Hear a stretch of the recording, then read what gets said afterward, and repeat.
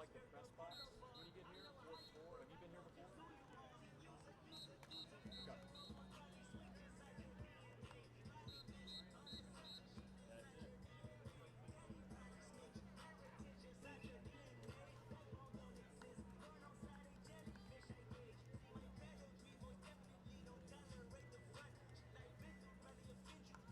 What's up, guys? How y'all doing? Good.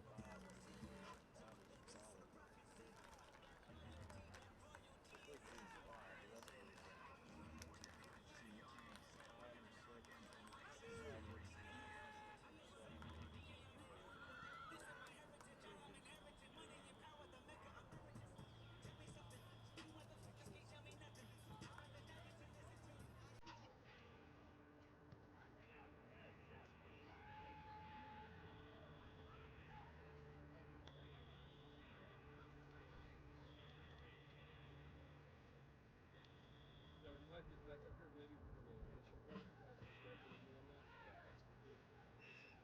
I'll very quick, but all good. I'm here to learn. Yes, ma'am. Yep.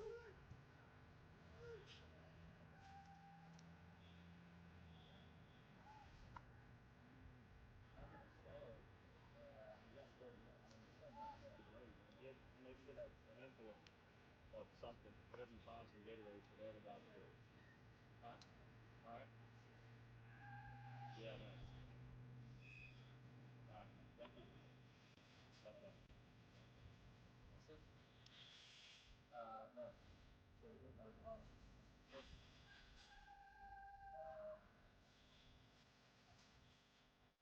one mute. So all the other audio is locked out. This is the only audio. Let me make sure.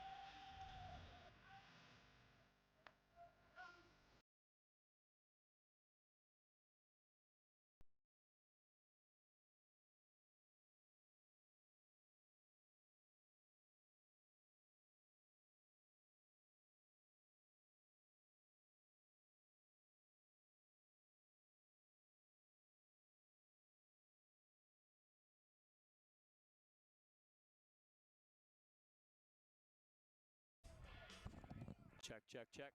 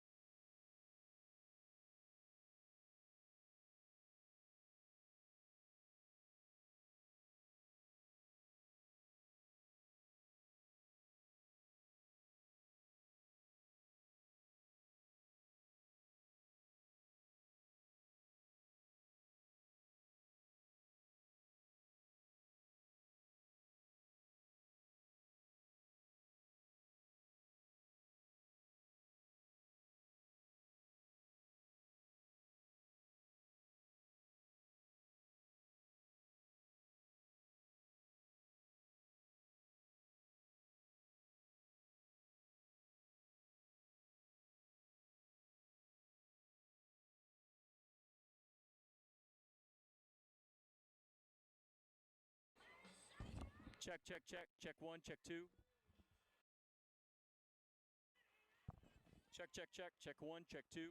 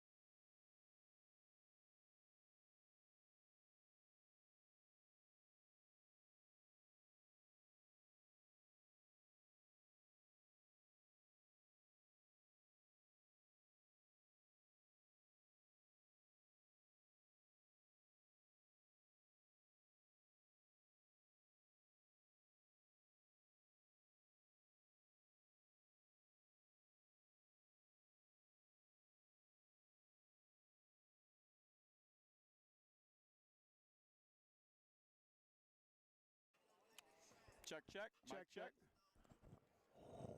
Ryan Dion Mark. Holler.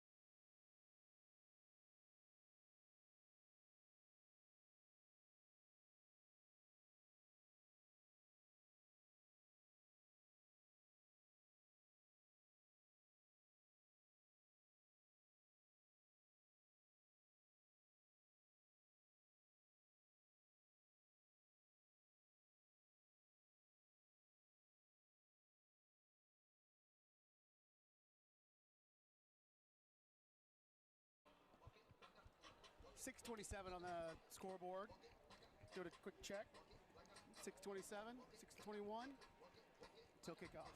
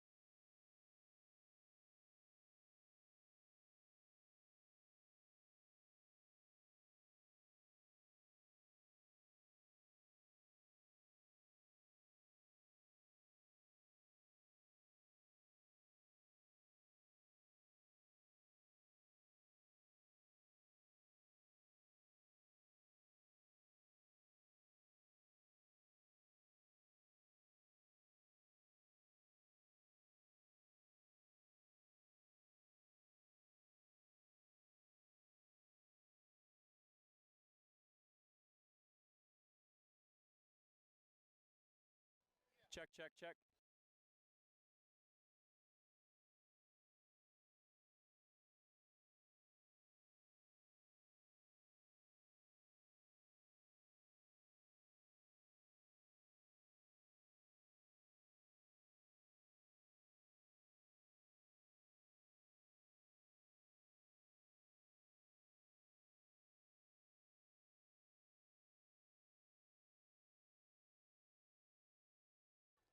Check, check, check. Mic check.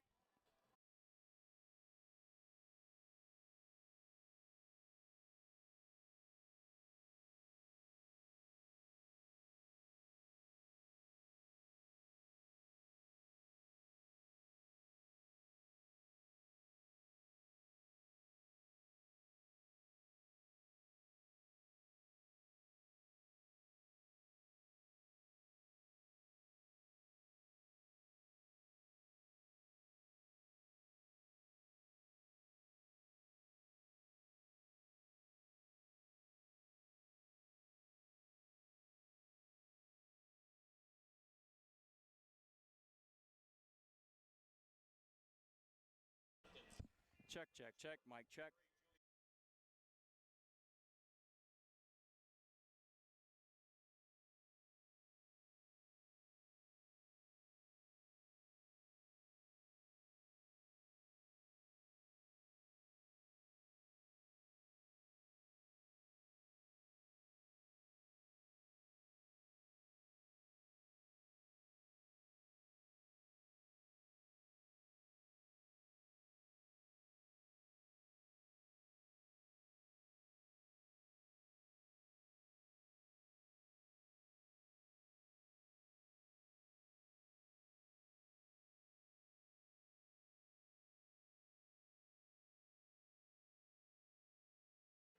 Check, check, check.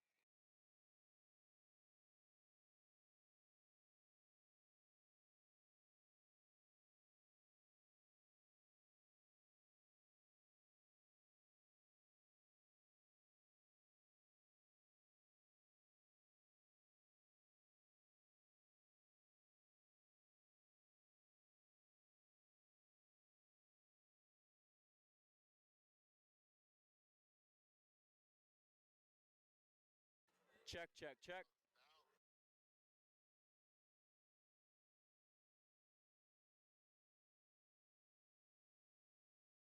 Check, check, check.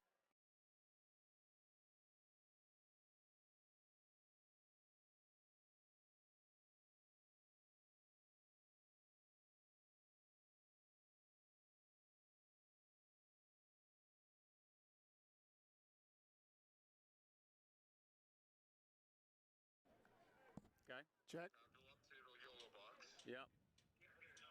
Now we hear you. Okay. They can hear us. All right. Thanks, Jess.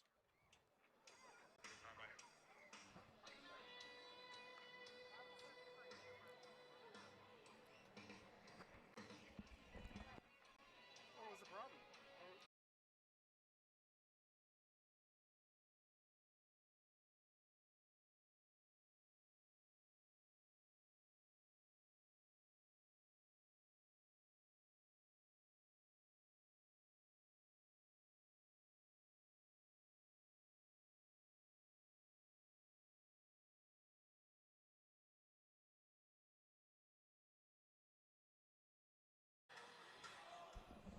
Good evening, Land Sharks.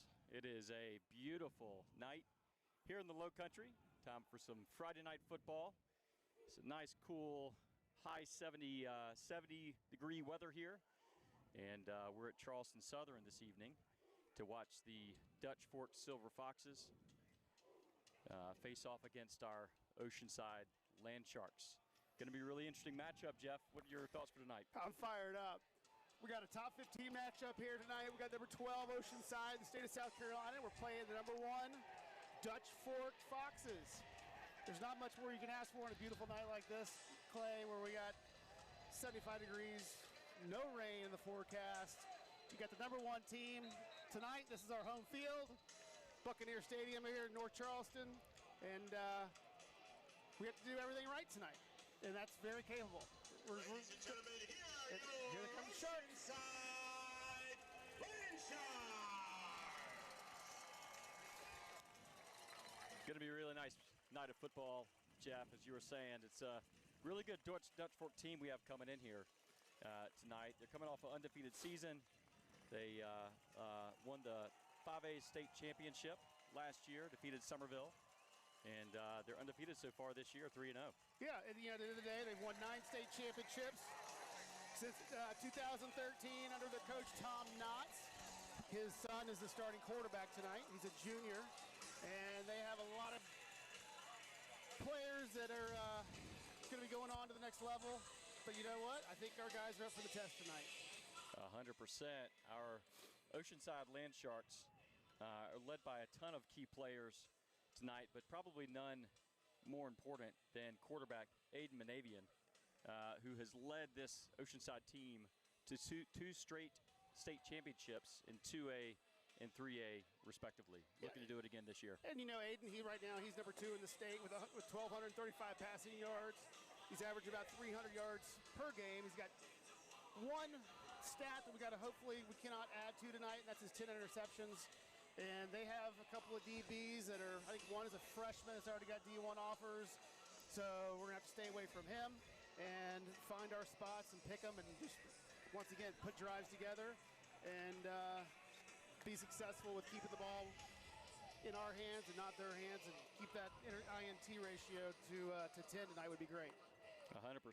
We're missing our lead workhorse, James O'Connor, tonight to an injury. And we're also missing tonight Tyler Stafford, who's been a critical linebacker on defense tonight for the Land Sharks. But we are ready for kickoff. On behalf of Jake Feinzig on camera, Lindsey Luton on huddle, Lisa Dyke down in the end zone, Jeff Delaney in color, and myself by play-by-play. let's kick this game off. It's going to be a deep kick to the 10. Returned and down just shy of the 30. And that's where the Silver Foxes will take the ball. Fresh set of downs, 1st and 10 from the 28. You know, they got an electric offense here at Dutch Fork, but as they say, if you can't run with the big dogs, stay on the porch. So tonight, we're going to get out there and give it our best shot. We got strong front four. I think we're going to start a 4-3 and make them throw on us. 100%. Our defense is looking really good this season, including the game against Irmo to start the season off. 1st and 10, 84 in motion. Going to be Twins on the left. Going to be a quick pass. Completed. And down for a gain of roughly 8 yards. Just over the 35-yard line to the 36. And as we mentioned, got a great defensive starting lineup tonight.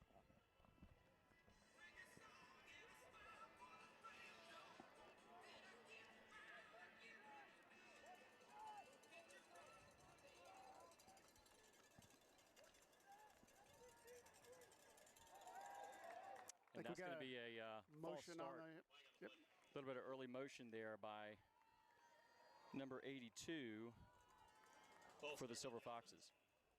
Yeah. On Hutcherson, the right tackle moving, you know, and up front for they got number 66, Brody Lorenzo. He's the number 1 offensive lineman in the state right now. He is a sophomore. Going to be a snap. Number 21, that would be Quentin Wilson with the run. He's going to gain about 15 yards. That's going to get a first down for Dutch Fork. They've got a lot of speed on this team, Yeah, Jeff. Dutch Fork lost their starting running back the first game of the year, out with a foot injury, so he's sidelined. So we already have their backup, and he's been successful running the ball as well. Going to be another quick snap. Going to be a long ball. That was a bit overthrown by quarterback Jackson Knox. He's the son of head coach. And it'll be 2nd and 10 from the 44. Okay. Said they can't hear the voices.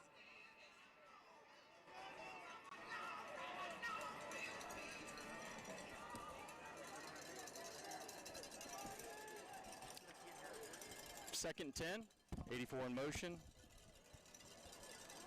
Shotgun snap, single back set, handoff to number 29.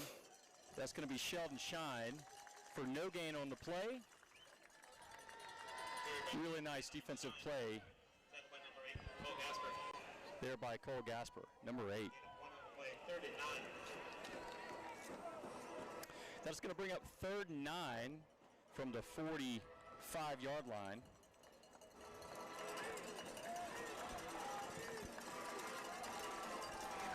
For the Silver Foxes. Going to be a single back set, tight end tight, Twins on the right, single on the left, man in motion, shotgun snap.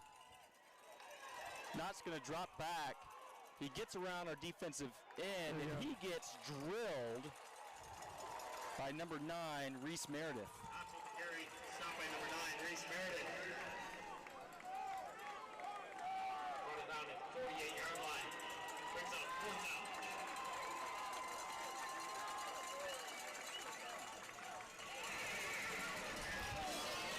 Okay, that's going to make it 4th down.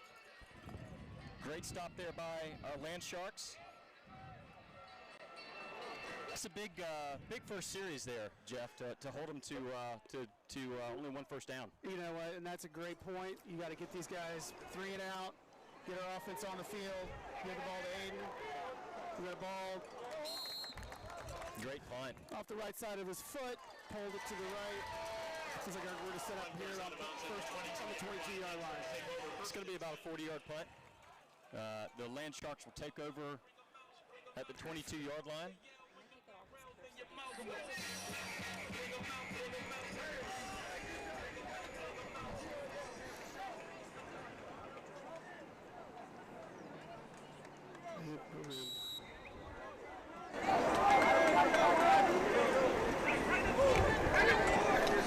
Okay, so the Land Sharks going to take over on the 22. It's going to be a handoff.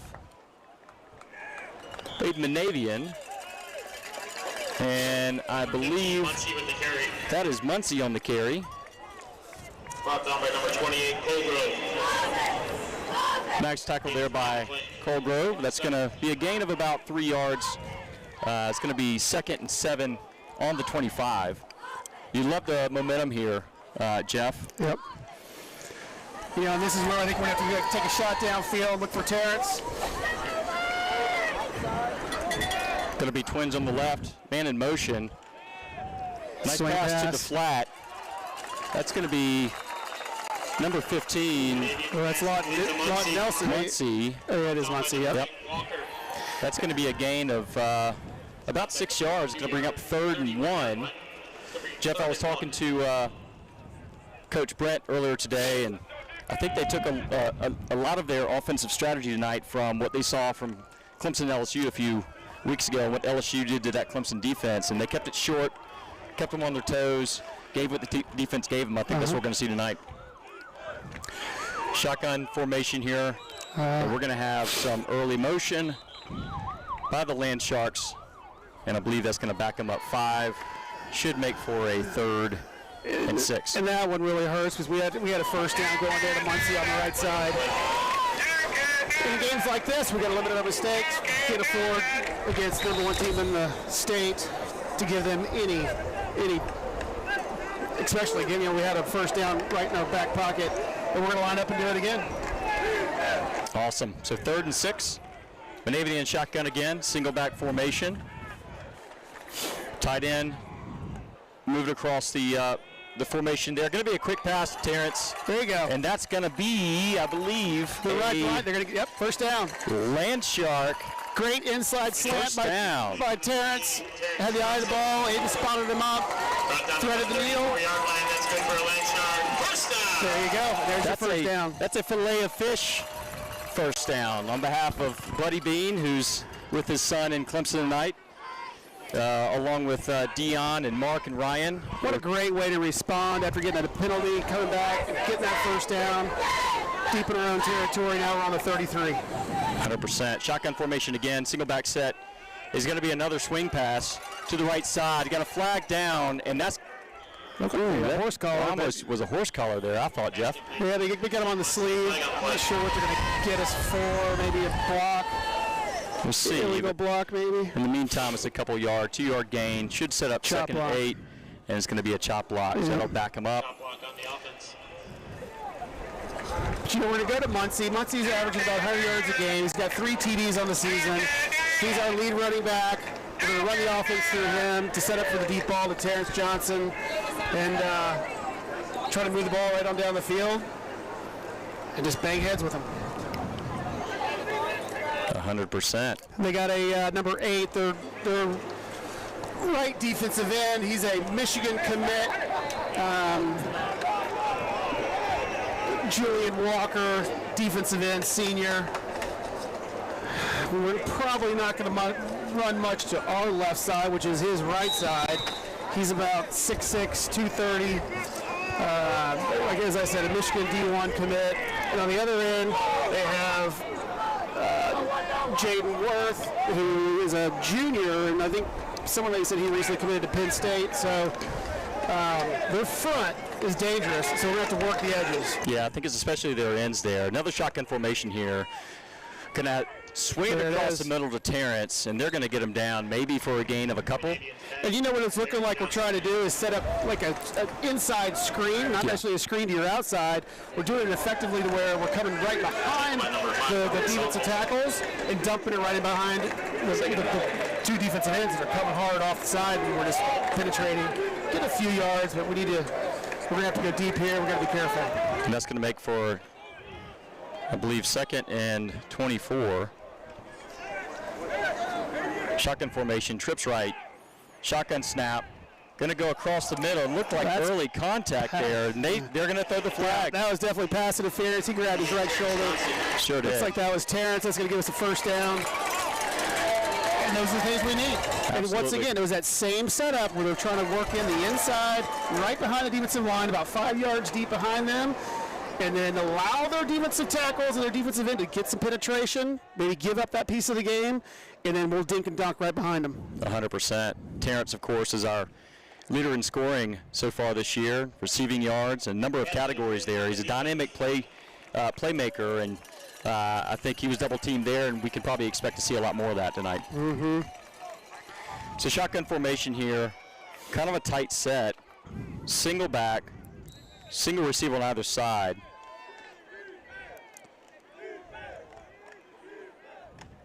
But he's going to take the snap. Going to be another quick pass to Terrence. Going to make him make a play, and he's going to be pushed out just shy of the first down. Mario Gonna Anderson. make for 3rd and 2. A senior DB on that side. You know what? They're going to be scrappy. You get teams like this that aren't used to getting too much competition, even though they have had a couple of close games earlier in the year against Spartanburg. But you get them upset and let them make the dumb plays, the 15-yard personal fouls, and you just keep on moving. 100%. We're going to stay in shotgun here. Similar formation we saw last play. Tried to get him to jump there with a hard count. We need to get our JV to do that. 100%. Yeah, we watched Dutch Fork and Oceanside JV last night. It was a bit of a lopsided game.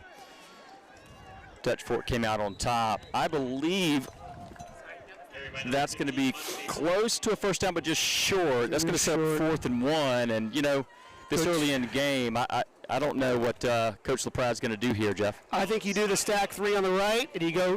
Worth is definitely the side you want to go to, which is our right. And we had a similar formation where we had, I think, I can't see his number from here, maybe 73 stacked up. And there's number 9, I think. Yep, here it is. There's the stack to the right. Do an inside handoff to Muncie right here. See if we can get it. You got to think that they're going to have a hard count. He's going to go under center. And he gets an initial push back, but there's a second effort, and I don't think they're going to have enough. That defensive line of Dutch Fork, that's just a difficult play there. No gain on the play. Turnover on downs. Dutch Fork. And that's going to be a turnover on downs. Now we're lower.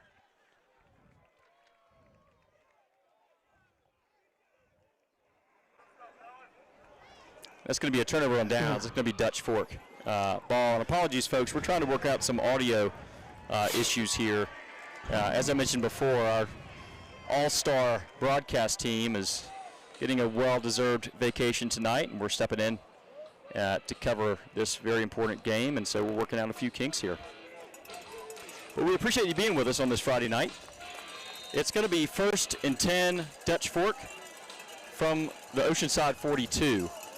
Single back set, shotgun formation, single receiver on either side, the man in motion. We've seen this a number of times from their offense tonight. They're going to swing it out. Hang on, you got to wrap up. Just missed an open field tackle. And they're going to get about 17 on that play. It's going to set up first down and 10 from the 25. You know, it's risk reward there. You can either jump the route and try to go for the pick, or you got to wrap up there and limit the damage. Quarterback keeper for about 2 or 3. Okay. So that's going to make up 2nd down and about 8. You know, they've had some decent plays, but you got to like what you see so far from the Oceanside defense tonight, Jeff. Yeah, and you know, this is where Meredith's going to have to step up. Our front 4 are going to have their hands full. It's probably the number 1 line in the country, or excuse me, in the state of South Carolina. Maybe the country. Well, maybe the country, and then you got you know, our second level guys. Single back set. It's going to be a reverse, and they've got some defensive help coming over to the side. Yeah. They're still going to gain about 8 yards there on the play. It's going to set up 3rd and short, 3rd and 1 possibly. They got out to our outside, right side linebacker. He did about as good as he could do by turning him in, keeping the play inside, not giving him the sideline to run it in, and kept him inside and got pursuit, and they came and helped him out and team tackle. I mentioned earlier tonight we're missing Tyler Stafford, linebacker, who leads the team in tackles. He's been a critical asset this week. He's got a slight issue with his back. Our boy's going to pick up for him tonight. Shotgun formation, going to be a handoff over the middle to number 21, Quentin Wilson. They're going to have a first down and goal from the 7. Yeah, Jackson Knott, their quarterback, he does a lot of running for them. He, just read option. He is the coach's son, so he's very familiar, obviously, with their offense. So we're going to have to watch the play action at this part of the field where he might do the fake to his running back, Kyle Henry, and then pull it, and we got to watch for the slants. Shotgun formation again, twins on the right, single wide on the left, single back set. Going to have some motion here. Here comes a snap, handoff, number 29. We do have a flag on the play, and he might have gained a yard or two. It's going to make second and goal from the 6, depending on what they call for the flag. Did they pick the flag up, or did I miss the? I don't know, we got second down. No flag. My apologies, No folks. flag. So it's going to be second and goal from the 6. They've kept a very similar formations tonight, keeping it relatively tight. It's going to be another handoff from number 21, and he's going to walk into the end zone for the score. Quentin Wilson, their backup running back,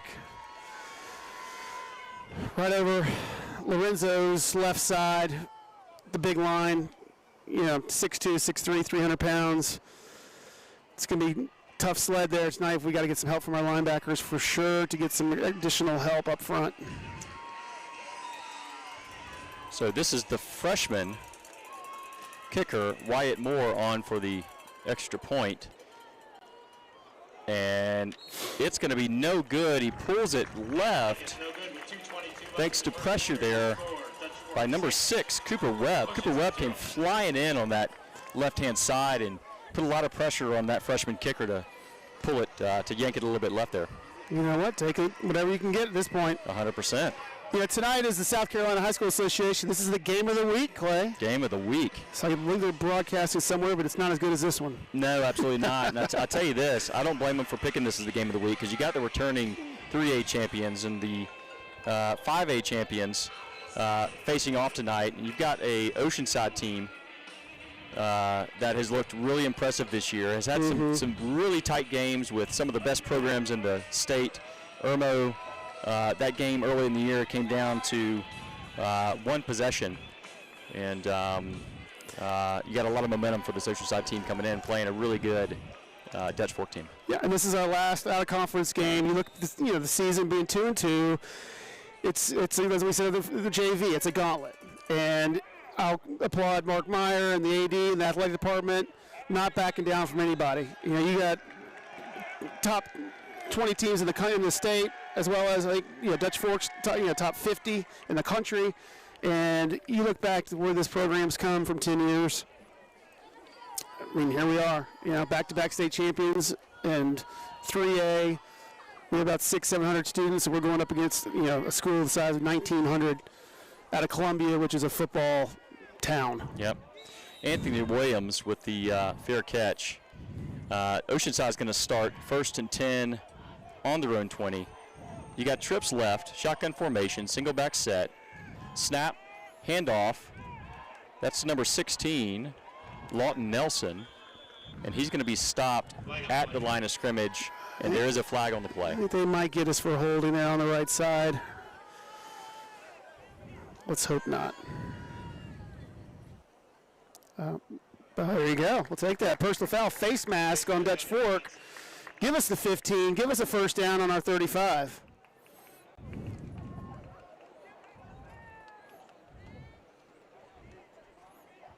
It was kind of hard to see. It was in the area where you'd see a holding, and our advantage point being up in the high box. Obviously, face mask harder to see, but here we go. Let's keep moving. Absolutely. That's going to be 1st and 10 from the 35.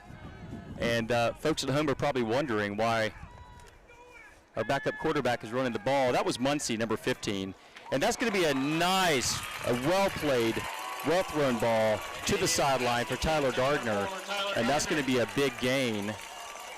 Yeah, that's one of our up-and-coming future stars there, to being a sophomore at OCA. It's great to see the young talent come through in big games like this and getting great reps against the number one team in the state. Absolutely. Tyler Gardner with the reception, 9-yard gain, 2nd and 1, shotgun snap, handoff, and that's going to be Zakai Muncie. On the carry there, and that is going to be a fillet of fish, first down.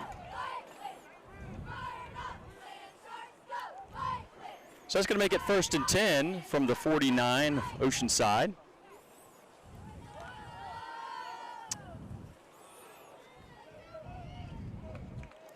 Shotgun formation. Tight set on the left-hand side. Handoff to Muncie. He's going to go around the end, and he's going to get a gain of about 7 yards, maybe 8. And they went right at Julian Walker. Gave him all he wanted. Boom, big hit. Pushed the pie, pushed him backwards. You know what? Send a message early. As they say, don't worry about the horse being blind. Just load up the wagon, OCA, and pop him in the mouth. 100%. You got to love the way that we're running the ball right down their throat here.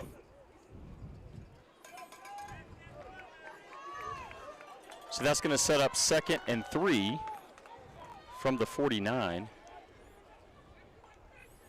Shotgun set, single set back. It's going to be another handoff to Muncie. And they're going to stop him at the line of scrimmage. No gain, 3rd and short. Worth, number 44, got him early, spun him around. But you know what? This is what you got to do. You got to go right at him, toe to toe. Goliath isn't going to fall easy. 100%.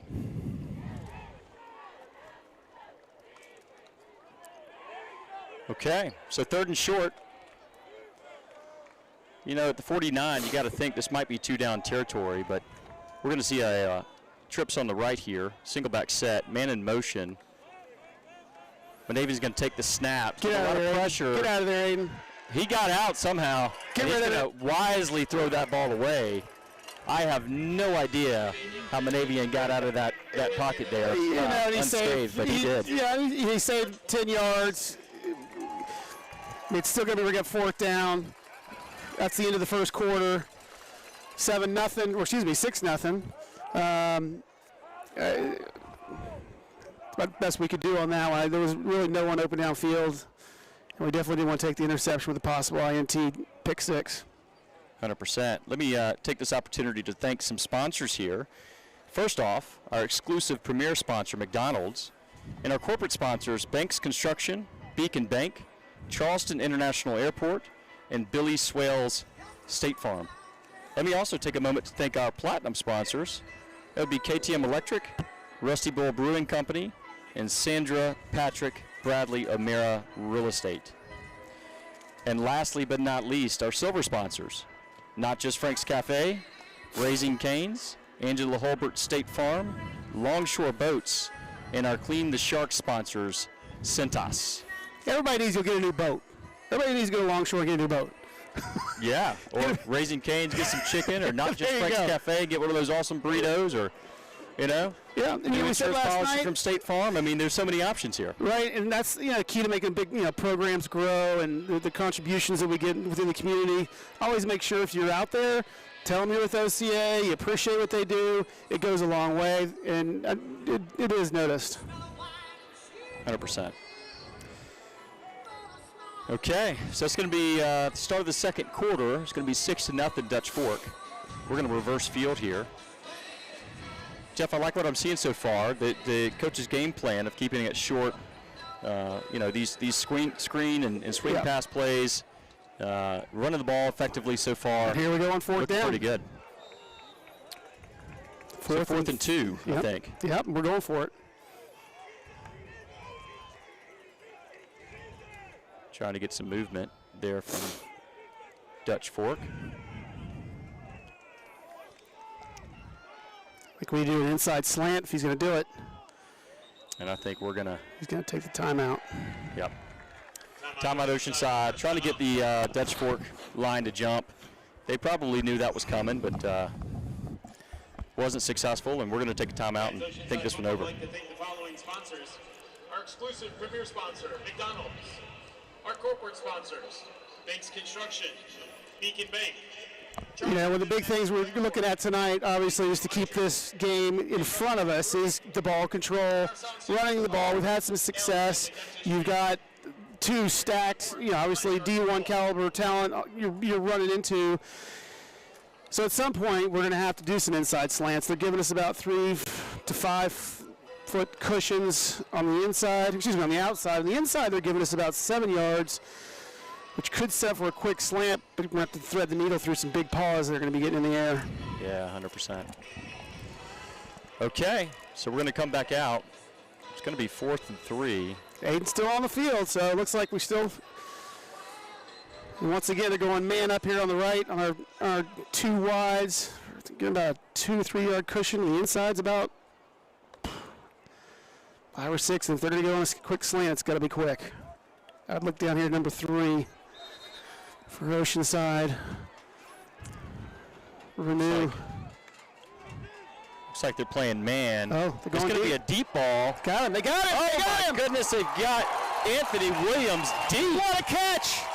And Let's the ball go. was perfectly placed by Aiden Manavian right into the outstretched arms of Anthony Williams, and that's going to be a gain of roughly 45 yards. It's going to be all the way down to the 5, 1st and goal from the 5-yard line. And that was beautifully executed. They had about a 2 or 3 yard man-on-man situation, and he went right by him.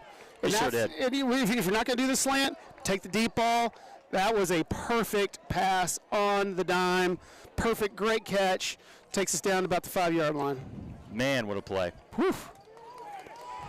Okay, so it's going to be 1st and goal from the 5. Tight formation. And it's going to be a Number 1, the keeper, Strickler. from Michael Strickler. And the defense had that sniffed out. Yeah, number 2 is going to have to come out of the game. Number 1, They're going to lose 4 yards on the play. Going to make 2nd and goal from the 9. You know, this is one of those situations where you spread out, you move the ball down the field, and sometimes offensive coordinators have the tendency to jam it up and try to, you know, tush push, if you will, for lack of better terms, up the middle. Yep. I hopefully they continue just to keep spread, keep wide, create thin, create open slots, and let Aiden, you know, go to work. So again, that's 2nd and 9. 2nd and goal from the 9-yard line.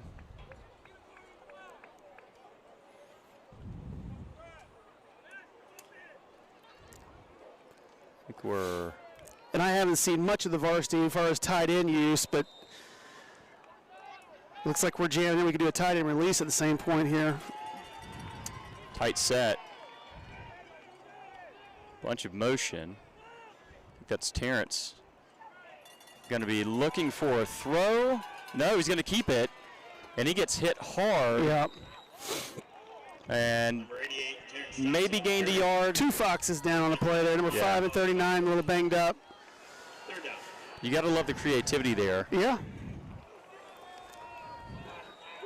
But Yeah, he went back got a man down. There's yeah. number 5. That's Raleigh Salters. He tried to come off, and I think his right leg he's in some pain. So we'll take a break here real quick.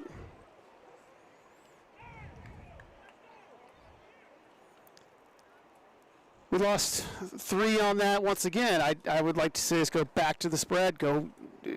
We tried to get small there, and that's their strength. And it's a tough way to make a 5-6 yard goal line stand when we're trying to go up against their power straight into the teeth of their strength. I think we got the ball in the right hash. We're gonna have to use that left side if it's a fade, sprint draw, redraw. We're gonna have to spread the field out against this team and try to use some speed. I agree. You know, we've got some really good skill players, as evidenced by that ball downfield to Anthony Williams. I talked to Coach earlier today, and the goal was to keep it short, you know, take advantage of their zone defense, and if we had to, take advantage of our skill players, like what we saw there. So that's going to set up 3rd and goal from the 9. We're going to have Terrence set up here on the right side with Cole Gasper. I believe that's number 8. If my eyes are working for me that far away. For the folks at home, we are perched way up high here at Charleston Southern. Going to be a shotgun snap to Monavian. He's back for the pass. Got a man open in the back of the end zone, just a bit high. I believe that Anthony was Cole. Williams. That's Anthony Williams. Okay. Monavian's pass incomplete, intended for number 2, Anthony Williams. So that's going to set up 4th and goal from the 9. And we'll see what coach calls here.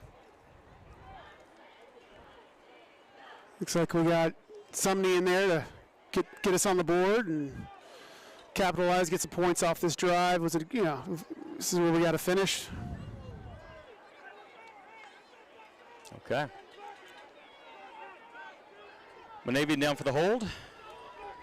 Good snap, good hold. Yep, there we go. We got a Good roughing. kick. Aiden was setting up the hold, and it's number 5 coming off the end, or number 4 nicked our quarterback / holder.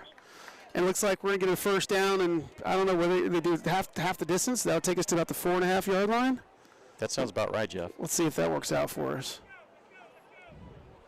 No, they're going to pick it up. Wow, okay. All right, well, the good news is we're on the board. Yeah.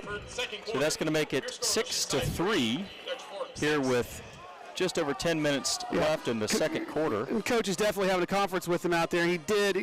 Coach Pratt definitely has a point and a case here. And, maybe you got to plead your case, and hopefully you get that call as a makeup call in the line, because they definitely hit Aiden on the hold, and maybe it wasn't as violent to draw a first down and goal, but they picked it up. They did, and you can't blame Coach LaPrade there. We've had a pretty interesting year this year when it has come to some pretty critical calls, especially in the first game of the year. Really interesting end to that game. But nonetheless, it's 6-3. Oceanside on the board. And we'll kick the ball off here to Dutch Fork, and they'll start a new series. Yeah, I watched part of that Irmo game, and I'm just looking for the eyeball test. I want to say that Irmo team might be a little bit bigger, but obviously, there's talent at all these schools in the Columbia area. They're big schools, and I'm impressed that not only did we do our best job there on that August evening against Irmo and almost had the W, and I think we're going to hang around tonight. 7-3 ball game. Going to be a kick. Recovered it to 4. Got a good head of steam on him there with the return. Got to wrap up. Sure do. He had some helmets on him there at the 24-yard line, but he stayed up and gained an extra 7 yards or so. It's going to be 1st and 10 from the 32. That was Quentin Wilson on the return. Takes over 1st and 10 at the 32. And so this is where we're going to need some of our big boys like Mike Jones up front to really start get some penetration and get back in there. Here's the fake pass. There he is. Going to be a toss over the middle. Big Mike got in there, put his head down in him. Braden Johnson brought down by Big Mike. So it's going to set up 2nd and 6 from the 37. Shotgun formation, trips right, quick motion, quick pass, and they're going to get, big hit. They're going to still get about 10 yards on the play. It's going to be a first down, Dutch Fork, at the 46-yard line. Yeah, that's something just from the adjustment from watching the JV team to this team. It's like these guys are not afraid of contact. Coming up, boom, put the lick on him on the left side, keeping him off, put it back on his heels, and then you get your gang of sharks to come and finish him off. It was a good tackle. Shotgun formation, trips left rather. Man in motion. And it's a deep ball, way overthrown. Yeah. Not sure what the quarterback saw. He actually had number 28, Kyle Henry, wide open in the flat, but he was looking downfield the whole way there, Jeff. Yeah. Yeah, this is what I think they're going to go back.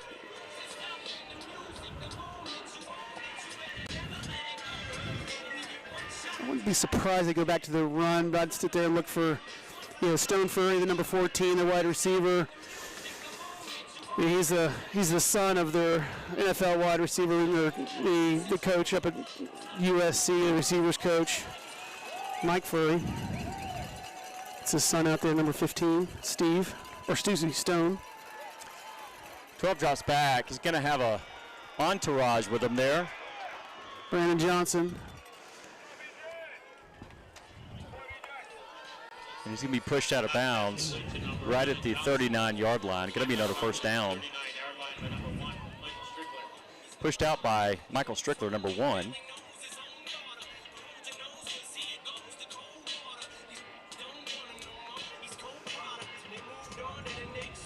First down and 10, fresh set of downs for Dutch Fork.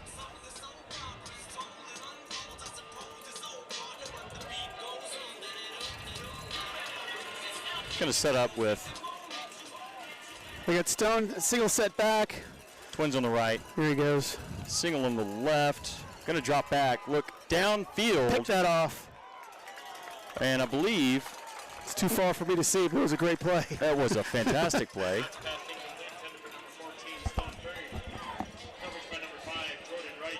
Jordan Wright. Jordan Wright. Perfect defense there. Yeah. Good positioning. Got his head around when the ball was coming in to make sure there was no defensive interference. Yeah. Really good play there. So it's going to make 2nd and 10. He had Stone all wrapped 39. up. He was on top of him. He was in front of him. He put a body in front of him. Stone, obviously, we had the height advantage on that play. Put his hand up and blocked it away. It was a great play by our defense. That's the size advantage we have to take advantage of. I agree. They cannot go downfield on us. Shotgun formation. Notch drops back. He's going to run. And there's a flag on the play. It's in the area of holding. But we'll see what they call here. He did pick up about 4 yards on the play. But my gut tells me it's going to be called back. Yep. Give him 2nd and 20.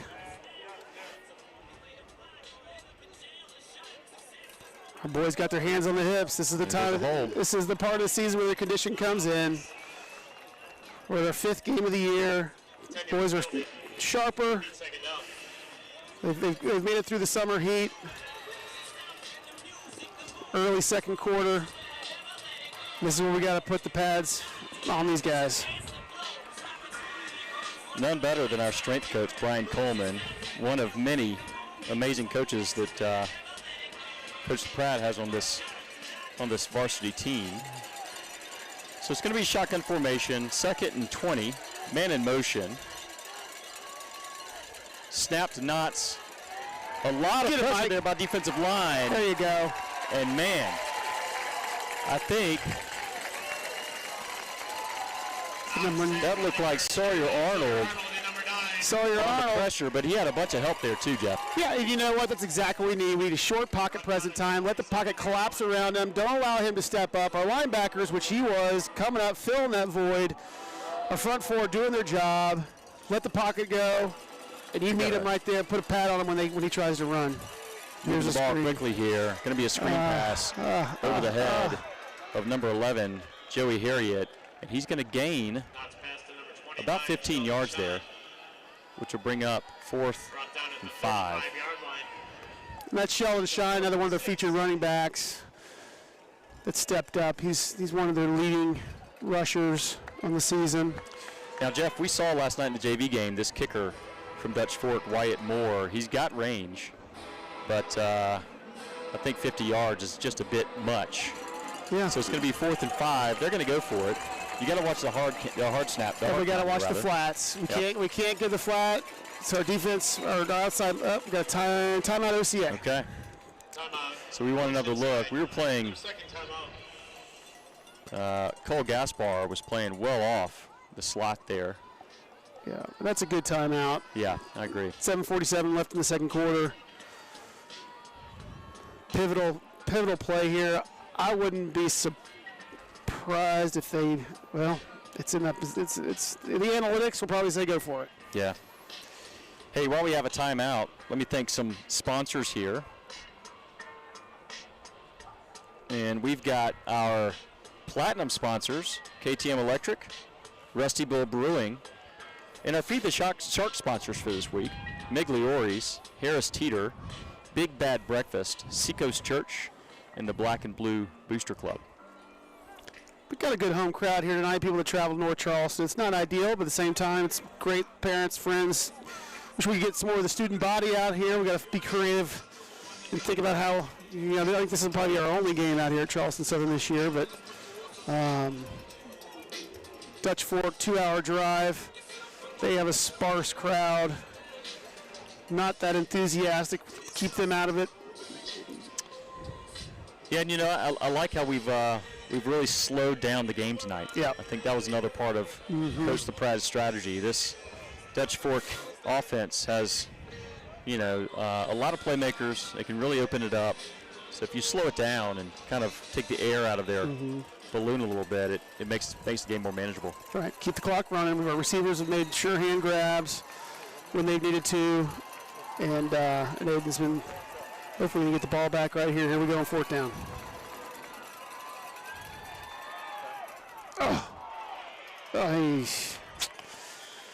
Fall forward, 40, got it by 2 yards. It's going to set a first down on our 26-yard line.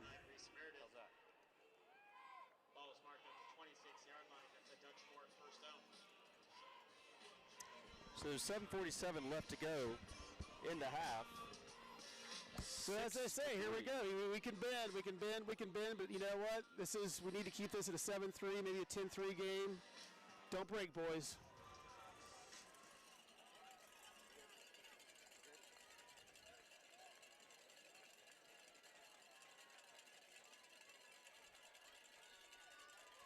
Get your hands up. There you go. And that's going to be incomplete. Swing pass over there to the right. Defense was all over that. Yeah, I think that was a little bit low. Parson came off the far side. I think that's 24 if I'm looking at it right. Had his hands up, causing havoc. Is exactly what you got to do. Distract the quarterback, his line of sight. Get your hands in there. Either deflect or have him readjust the pass. And it was low and incomplete. He's going to make 2nd and 10 from the 26. Shotgun formation. Twins on the left. Man in motion on the right. He's going to swing it out to his left. That's going to be number 21, Quentin Wilson. Brought down by Meredith Rise. Yeah, Rise Meredith. It's a good tackle. Reese Meredith. Senior linebacker. Jeff, we were joking last night, being up this high with these dark jerseys. An 8 looks a lot like a 9. It is. Especially when you have middle-aged eyes. So. Right. They had a great facility up there. They're a good host for our JV team. Obviously, the score wasn't in our favor, but good learning experience for our young guys. We've got a flag on the field. There was field. some motion before the snap.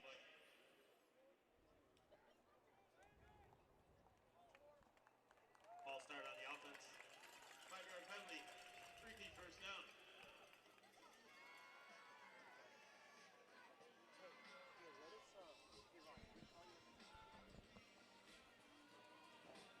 Okay.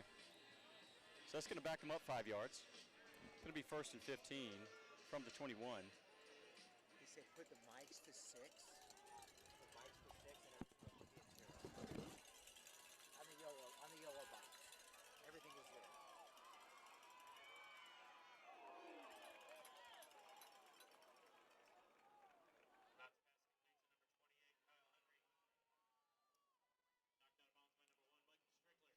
Okay. So we can set up 2nd and 8. 2nd and 7. 2nd and 7. From the 13-yard line. On the yellow box, there should be the zoom number.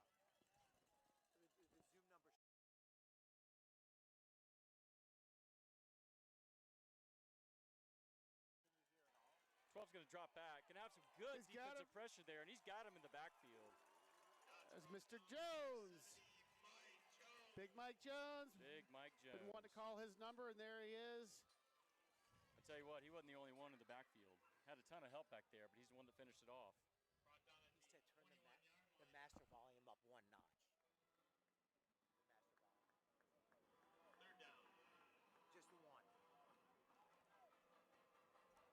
Okay, here we go. It's going to make 3rd and 13 from the 19-yard line. This is where we've been. 6-3. They actually had that 7-3, but we're 6-3. This is the break part. Let's let him bend and hold right here. Get your hands A lot up. of pressure from this blind side, but he's going to make He's going to hit him hard. Goodness gracious. Great tackle. Wow. For a loss, we're going to have 4th and 11. Was that Mike? No. Holy cow, that was Joey Harriet, our defensive line senior. Unbelievable play there. He got upfield, turned around, Knott was behind him, and put a big lick on him. Great stick, brought him down. The defense bends. Fantastic. Oh! I believe we got a paw on that. Yep, we did. That's going to be short. There you go. There you go. Fantastic play there by number 5. I believe that was Jordan Wright. Yep, Jordan Wright with a big block. That's the energy. That's the type of goal. That wasn't even a goal line stand. We held them at the 20-yard line. They looked like they were driving in for it, and we held them. I don't know what the master volume is. So where's the master volume?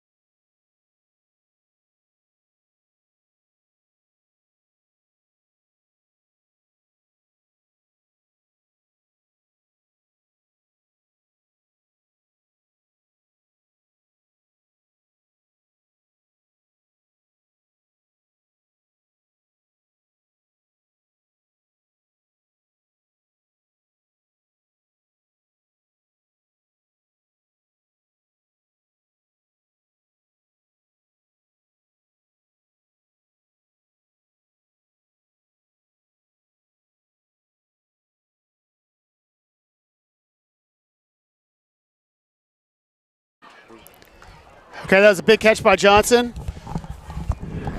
Takes us up to the 39-yard line. 4 minutes and 8 seconds left. We can move the ball here. Shotgun formation, takes a snap, gets a little pressure in the pocket, and he's not going to get out. He's going to get back to the line of scrimmage, though. Yeah. And that's going to make 3rd and 10.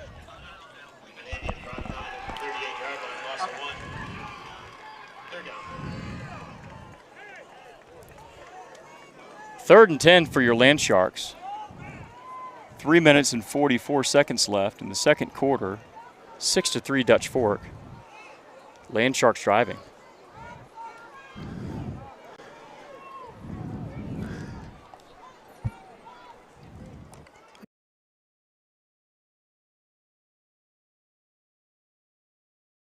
The sound is fading. Shotgun formation. Monavian takes a snap, drops back, great protection, rolls out to his right. Oh, goodness gracious. We dodged a bullet there. Yep.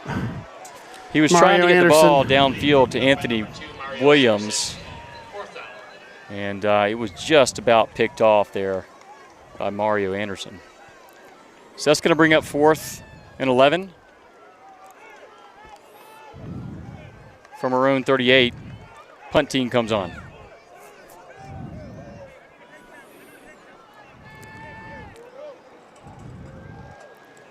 Folks, again, we apologize for the audio issues tonight. I think we had the audio, and then someone said it may fade it out. So if we could get a sound in our live chat, we're watching you guys as far as the volume. Pick up the ball. He's going to pick it up and run it, and he's not going to get out of that. I'm not sure what happened on the snap. It looks like it was tipped by one of the backs. Somebody just mishandled it. Those are the type of miscues that we can't afford.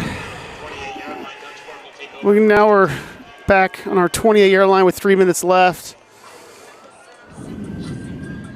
Okay. You said it sounds great. So not what you needed there. And we're going to give them the ball short field at our 28 with about 3 minutes to go in the half. Shotgun formation. Single receiver on either side, single set back. Man in motion. Going to take the snap, and I believe there was early motion again there, Jeff. Yep. This is going to back them up 5 yards. Still going to be first down, 15 to go from about the 33. You know, I thought we got out of the weeds when you say there's be a pivotal point in the game when you come back later on tonight and look at it, but here we are again. We're going to have to do it twice. And you know what? I think we can do it. We got to get Big Mike Jones back out there getting penetration, get our linebackers collapsing. Meredith's going to have to step up really big. Our DBs, I think we match up well, and we're putting pressure. We're forcing them to have to either do an inside handoff or throw into the flats. Motion across the formation. Shotgun snap. Get a lot your of hands pressure. up. He's looking short. There you go. Oh, my goodness. What a fantastic He came right play on there. through. I believe that was Roe Parson. Roe Parson blew up about 2 blocks. I mean, he came in there like a bulldozer. He always had 3 people around him. He had one job, and he executed it, and he did it. He sure did. I mean, he had the quarterback, threw it right in there. He had 2 lead blockers. That probably would have gone for at least 15 or 20 yards, and he did what he had to do, and he stuck his head right in there, and boom, blew it up. He read that perfectly. He did. He saw the offensive line let our D-line go, knew they were setting up the screenplay there. Right. And he blew it up. It's a great play. That's going to bring up a second down. Timeout, Dutch Fork, their first timeout. And 18, timeout Dutch Fork. And after that those last couple plays, I don't blame him for taking a breather there, Jeff. Yeah, you know, we got them thinking twice now. I mean, we got the clock in our favor, 2 minutes and 49 seconds. I'm not so sold on their kicking game. I'm sure it's probably strong, as well as, you know, a team like this, number 1 in the state, probably doesn't have many weaknesses, but we got penetration on the last kick. We got them deep. Once again, they're continue to go to the flats. They're not feeling confident throwing the ball deep, and they haven't really they've had maybe 1 or 2 deep balls that we've knocked down. So if Coach can figure out how to protect the flats, like Parson did, blow it up, we could be in good shape. Get a shot of our incredible cheerleading team who made the trip tonight. Always appreciate their support. Okay, so that's going to bring up 2nd and 18 on the 36. Dutch Fork has been in shotgun formation all night. Single back set. Twins on the left.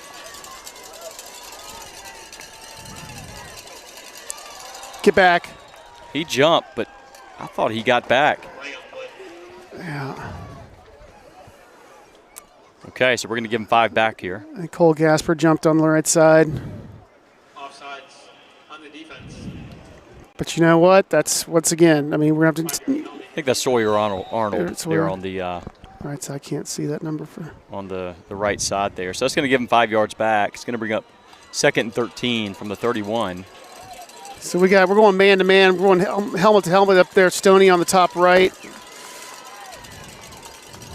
They're going to have to come to the left side. Left-hand side. Single back set. Got Get a lot of pressure. Oh, my Oh! goodness. He got out. No.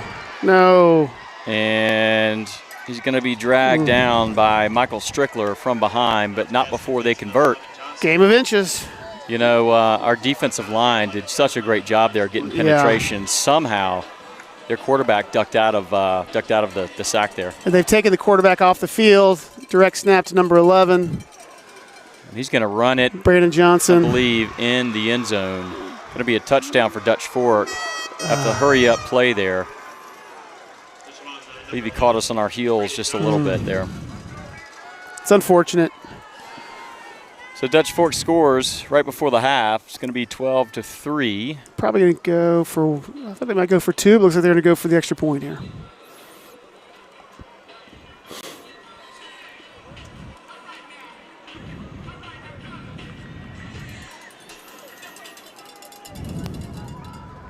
Bradley O'Leary.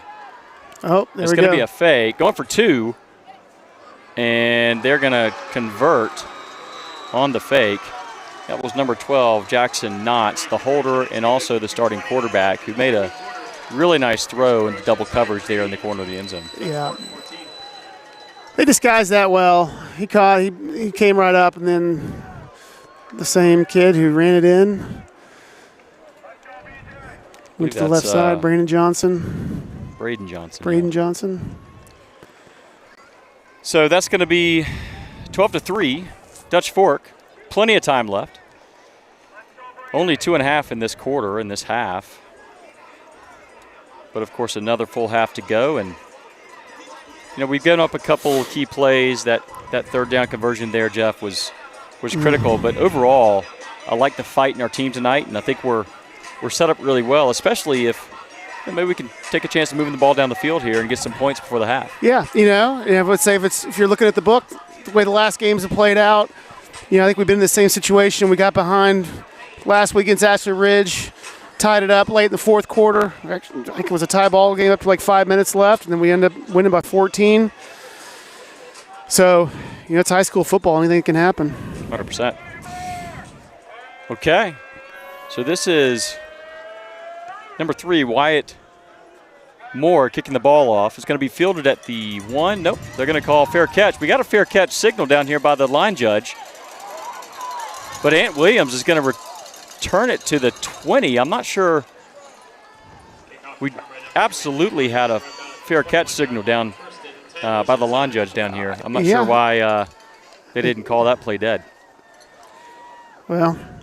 But we netted an extra yard out of it. I was going to say it's a difference of 1 yard. You know what? We'll take it. Game of inches. There you go.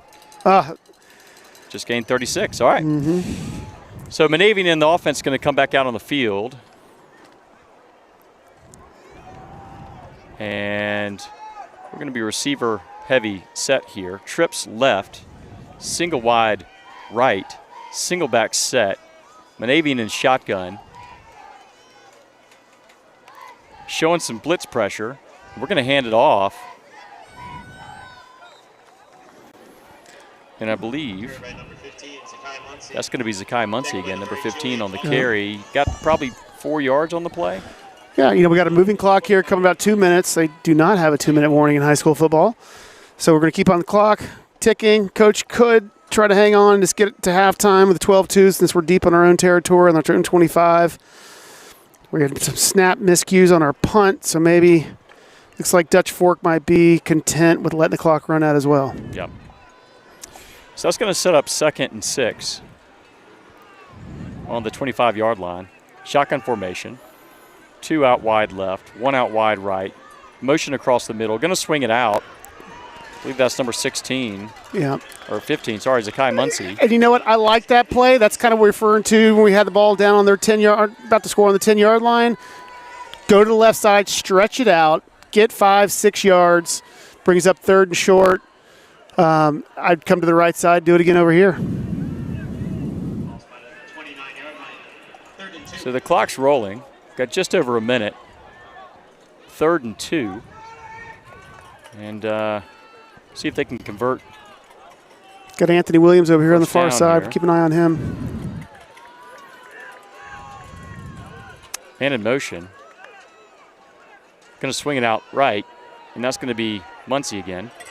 And he's going to get the fillet of fish. Might want to call First timeout down. now. Looks like he might have done that. Clock has stopped at 42 seconds. Coach might have. We got what? It says we have 3 timeouts. I think we've used 1 already, have we not? Yep. So there, I think the scoreboard's incorrect. But the clock stopped. Here we go. Shotgun formation, single back set. Trips left, single wide right. Takes a snap, drops back, looking deep down the field. He's got a man. And he's got There Number you go. 4, Tyler Gardner with a huge gain. Down to the 23-yard line. Pass complete to number 4, Tyler Gardner. Our offensive line's hustling down there. Really great protection by Mr. Thompson, our senior offensive line. He took on Worth man-to-man, bought Aiden the time to set up and make a strong throw downfield, and we're in business on the 25. Shotgun formation, gonna spike the ball to stop the clock. It's gonna bring up 2nd and 10. You know what? 25-yard line. We have not called. You know, they're big guys. If you're not hearing number 8, number 44 called, our guys are doing their job. And I'll tip our hat to 77, Mr. Thompson, with a great work with his feet and his hands, keeping those guys at bay on the right side. And Aiden made a great throw. And you know, if we can get 7 going to the end, going at halftime, I mean, this is anybody's ball game. Okay. 27 seconds left in the half.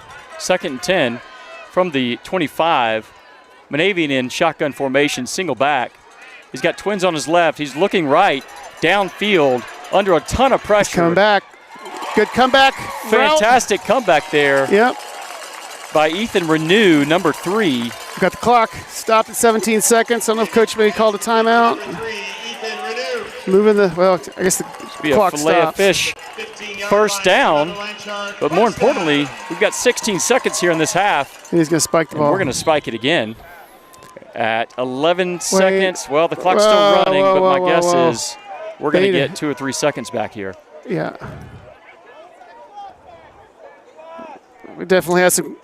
We have about 50 clock operators down here below us yelling. Everybody's wanting to mash the button. That thing just kept on ticking. You know, he did throw the ball kind of forward, which I've never really seen, rather than straight down. I'm not sure. Maybe you have to do that. You have to throw it forward towards the line of scrimmage, so make sure it's not a backwards pass. Correct. So they're going to put, looks like 11 seconds on the clock. Yeah, they went down. It's I would say 13 or 14. I but agree. They're showing 11 right now. And I believe we burned 2 timeouts. We should have 1 left. The scoreboard says 3. Okay, so here we go. We have they're still adjusting the clock, folks. Give us just a second while they get this straightened out. Looks like they're going with 12 seconds now. Okay, 12 seconds it is. Shotgun formation, motion across the middle. He's got a man over the middle. All right, we got to get up there. And that's going to be Ant Williams for a gain of roughly 8. But we got to hustle here. 9 seconds Call left. Timeout. Down to the 4-yard line. Timeout Oceanside. Timeout Oceanside. Fantastic. Yep, we got 9 seconds on the clock. Fans are definitely getting aggressive because the clock operator did not start the clock on the snap and then continued to run it a few seconds after he was down. Probably called a timeout just to break even. 9 seconds. But regardless, they actually gave us the first down on that play, a fillet of fish first down. Mm-hmm. And that's going to set up 1st and goal from the 4 with 9 seconds to go in the half. Get wide, spread out. Do not mess with these front 4. Get the ball on the edges. Run to the left side. Get it in. Abe Monavian has proven himself to be very accurate tonight. He's throwing the ball really, really well. And nobody better probably in the state you'd rather have the ball in the hands of right now. Yeah, I mean, the only unfortunate part is he's going to have to roll to, if he does go to that side, he's got to roll to his left and throw across his body, which is a hard pass, but with the talent that he has, leading the state and number 2 in passing yards, let's tack on 4 more and get to halftime with a 14-10 deficit. Okay, so 9 seconds to go.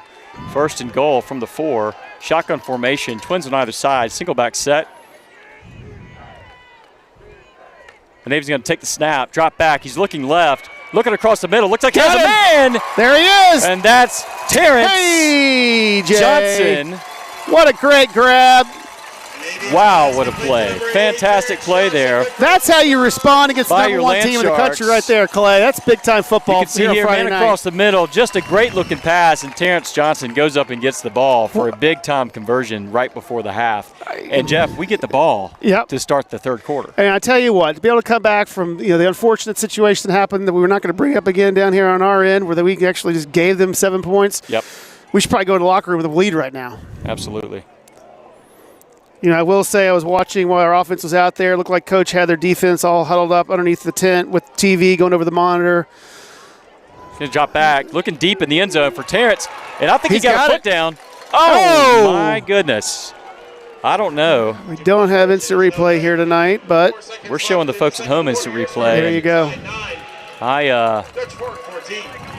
You know, with our fantastic vantage point way up here, you know, a couple 100 yards away, it looked like his foot was down, but the referee certainly had a better angle than we did. Yeah, but regardless, a really good play there by Terrence. Right, and to be able to go into halftime with a one-score game, 4 points, 5 points, 14-9.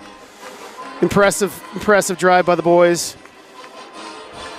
Absolutely. So we're going to have 4 seconds left in the half.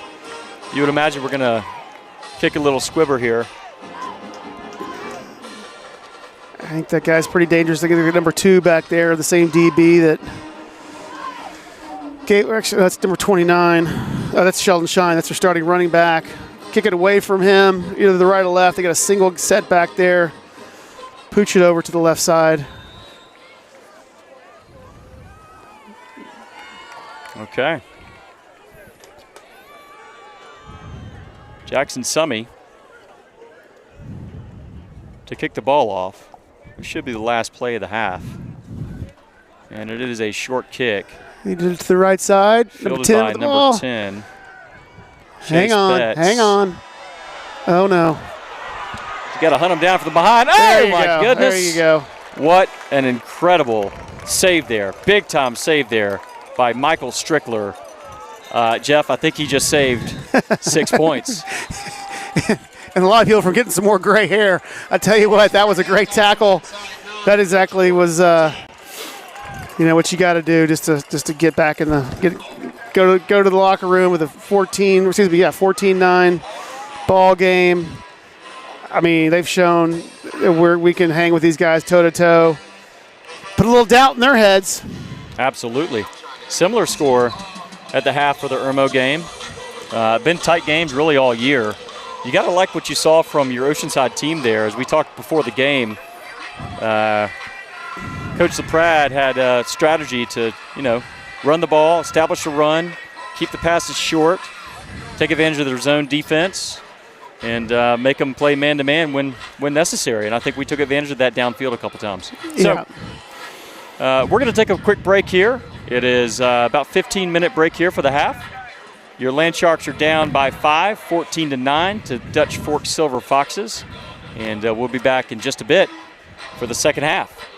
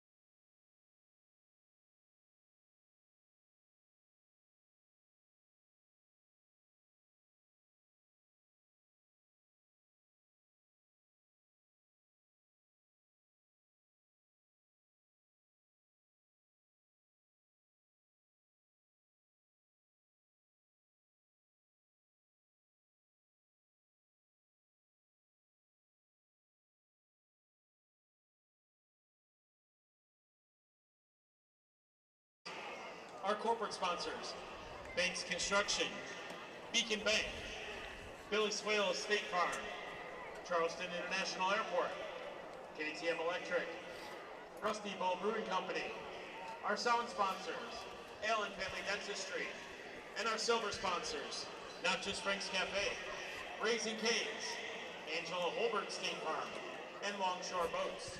Thank you all for your support of Landshark football. And we are back for the second half of Landshark football on this beautiful Friday night in the Low Country. Got a couple minutes to go before the start of the third quarter. Landsharks are down 9-14 to Dutch Fork Silver Foxes, who came into town tonight as one of the best teams in the state. And it's been a really tight game so far. Oceanside has looked really, really good. Taking advantage of a lot of short plays, running the ball really well, and putting the ball down the field with some critical plays there at the end of the first half to make it a one-score game. I do want to thank our sponsors. You may or may not heard the speaker system just a second ago. First off, our exclusive premier sponsors, McDonald's, and our corporate sponsors, Banks Construction, Beacon Bank, Charleston International Airport, and Billy Swales State Farm. Our platinum sponsors, KTM Electric, Rusty Bull Brewing Company, and our tailgate sponsors, Sandra, Patrick, Bradley, O'Meara Real Estate. Let's go ahead and thank our silver sponsors, Not Just Frank's Cafe, Raising Canes, Angela Holbert State Farm, Longshore Boats, and our Clean the Shark sponsors, Cintas. So we've got about a minute to go before we kick the ball off here in the third quarter. Jeff, what were your thoughts there on the first half? You know, you look back at the situations that we had, and some we took advantage of, some we didn't, you know, and you see it a lot in college football and definitely in pro football, just like we saw last night with the Dolphins. You know, you special teams can help you win football games, can also help you lose games. And I'm not going to sit here and point any fingers, but it's like, you know, it was a muff putt. It was a tough situation, and we should be winning this ball game. But you know what? That's why you play it. And it's 14-9. Boys have played a heck of a game. I tip my hat to the offensive line. You've got big boys all up front. Remember, we talked about at the beginning of the game, Mr. Williams and Worth on your defensive ends. You got a young kid at a freshman who's going D1, and Aiden's been going at him. And we've been making, and there's nothing that says that right now we might be number 12. But I'm telling you what, we look like a top 5 team against these guys. And I guarantee you, they're sitting there going, dang, these small kid schools, these small schools in the Low Country, these kids can play football. Absolutely. Not small kid schools, small schools, Small yes. schools. But I tell you what, our guys have been big and fast tonight, and they played exceedingly well. We got a couple more minutes to go before the half. Dutch Fork comes in at 3-0. They've had wins over Spartanburg, Ridgeview, and Gray Collegiate. Of course, they play us tonight, and then they go to Chapin, White Knoll, got Lexington and River Bluff at home, and then go to Irmo in a big game there at the end of their regular season. OCA comes to the game 2-2 with losses to Irmo and Calvary Day, and wins over Savannah Christian and Ashley Ridge last week in a big 3A versus 5A showdown. Mm-hmm. OCA has, of course, Dutch Fork this week, and then goes to actually host Atlantic Collegiate Academy, ACA, Hanahan, and then they go at North Charleston, Battery Creek at home, and then at Orangeburg Wilkinson to wrap up the regular season. I mean, the boys are looking really good. I think the main thing that we did, we sent the message. You plant the seed of doubt. You got the number 1 team in the state here, and we've done that. Absolutely. And I think you just make them start questioning, going, you know, we're in for a long night. I think I saw Knott might be dinged up. We just have to, you know, control, protect, keep the screens. They're running out to the flats. We got to keep those. They're getting big chunks on the flats on those swing passes. If we can keep that under control, I think we can hang in there and maybe pull this game off and get a W.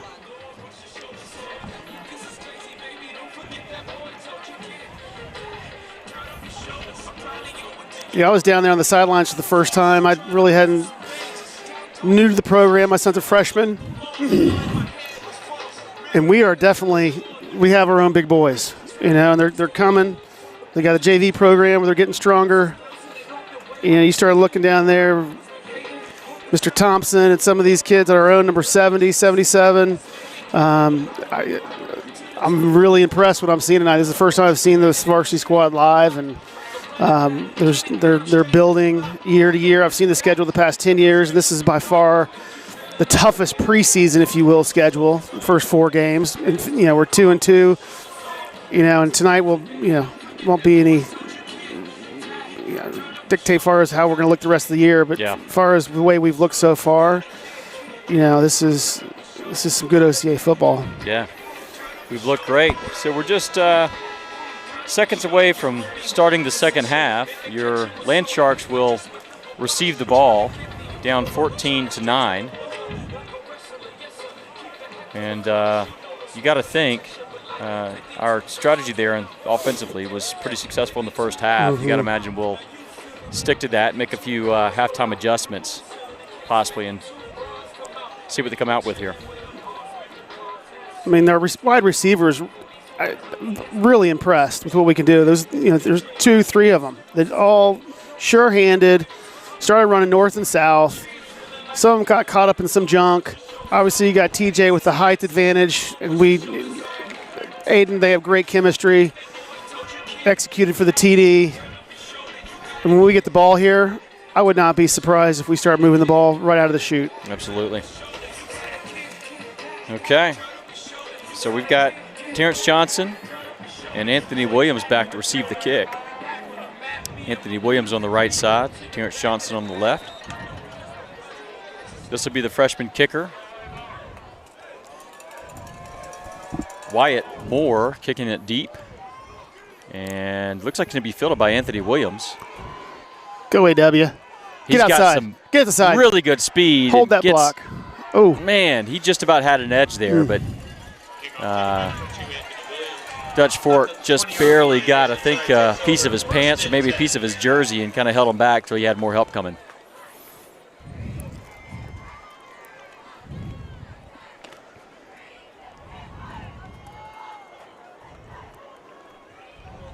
Okay, so that's going to start new set of downs for Oceanside. Going to be 1st and 10 from our own 20. You got Tadder Gibson over here on your right side. I think that's that freshman. Double check. Yeah, he's a lot to handle. So we're going to see what we're going to do if we're going to go right at him right out of the chute here. He's lined up on Anthony Williams. We got shotgun formation. We got twins on the right, single on the left, single back set. Going to fake the handoff and go deep right off the bat. Oh. And just about converted. Had really good coverage over there by number 2, Mario Anderson, on Terrence Johnson. And the throw may have been just a hair short. Terrence had a step on him. Yeah. But at the end of the day, it was really good coverage by Mario. You know, I'll take our chances going one-on-one over there on the left side. Absolutely. You got Lake and Gibson over here on the right. That's a tough tandem to hang. If you're going to go at them, you got to do slants or flood the zone to the right side. So, twins on the right, shotgun formation, single back set. Defense showing blitz. Going to hand the ball off to Muncie. Muncie's going to get about 15 yards. Hit hard by number 27. Kareem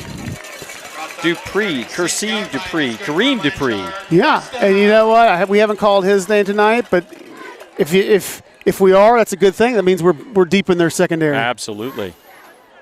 Great run there by Muncie. That's going to set up 1st and 10. Maybe say Dupree about 3 or 4 more times. Will be good. Dupree's a great last name, actually. Right? Good old Marcus Dupree, the famous Oklahoma running back. 1st and 10 on the 35. Shotgun formation. Twins left, single right, single back set. Going to take the snap.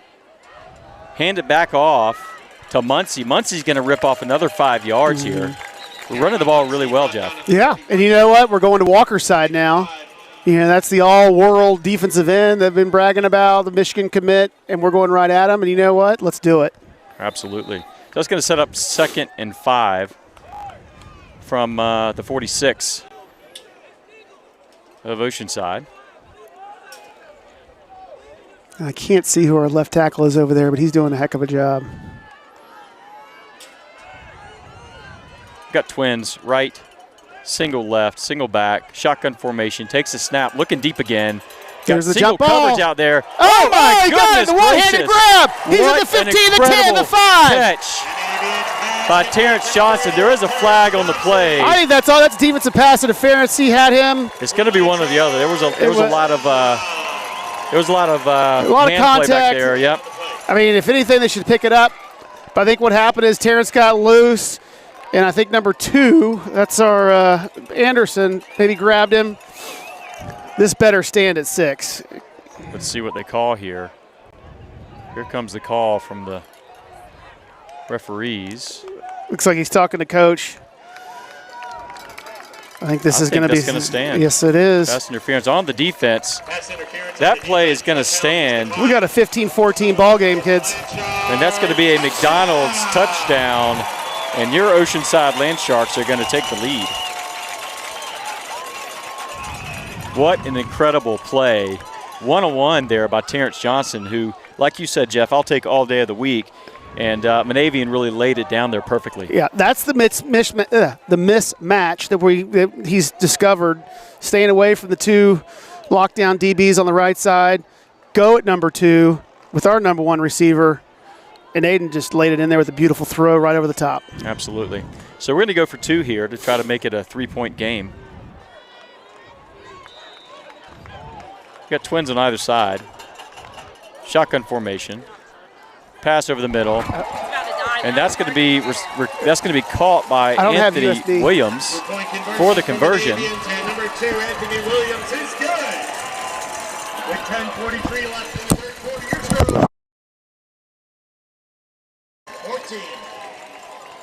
And Oceanside is going to take the lead 17-14 with just over 10 minutes in the third quarter.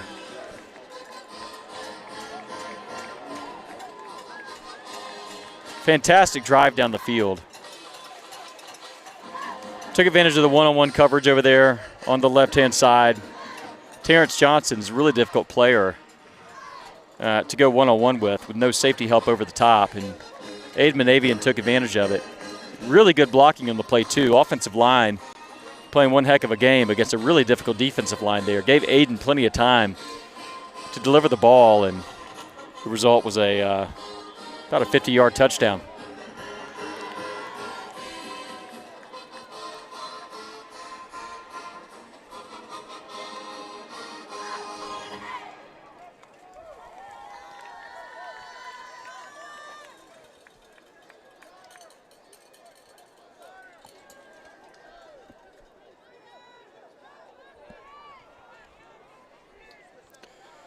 Oceanside's going to kick it off from the opposing 45, and it's going to go through the back of the end zone. It's going to be a touchback. Dutch Fork takes over 1st and 10 from the 20.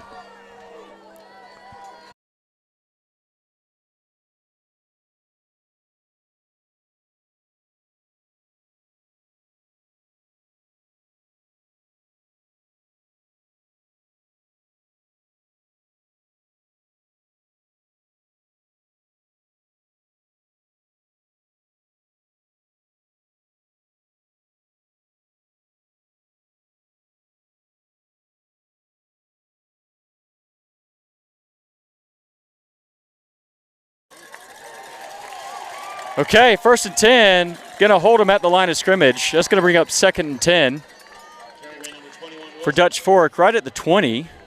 But I'll tell you what, Jeff, this defense is really coming alive after that swing of momentum there by the offense. Yep, you know what, we're gonna set up a 2nd and 9, and we have the momentum and a 4-3-D. Gonna be a shotgun snap. Fake the handoff. Going to hit a man out on the right-hand side in single coverage. They're going to gain about 11 yards on the play. There's a flag on the play.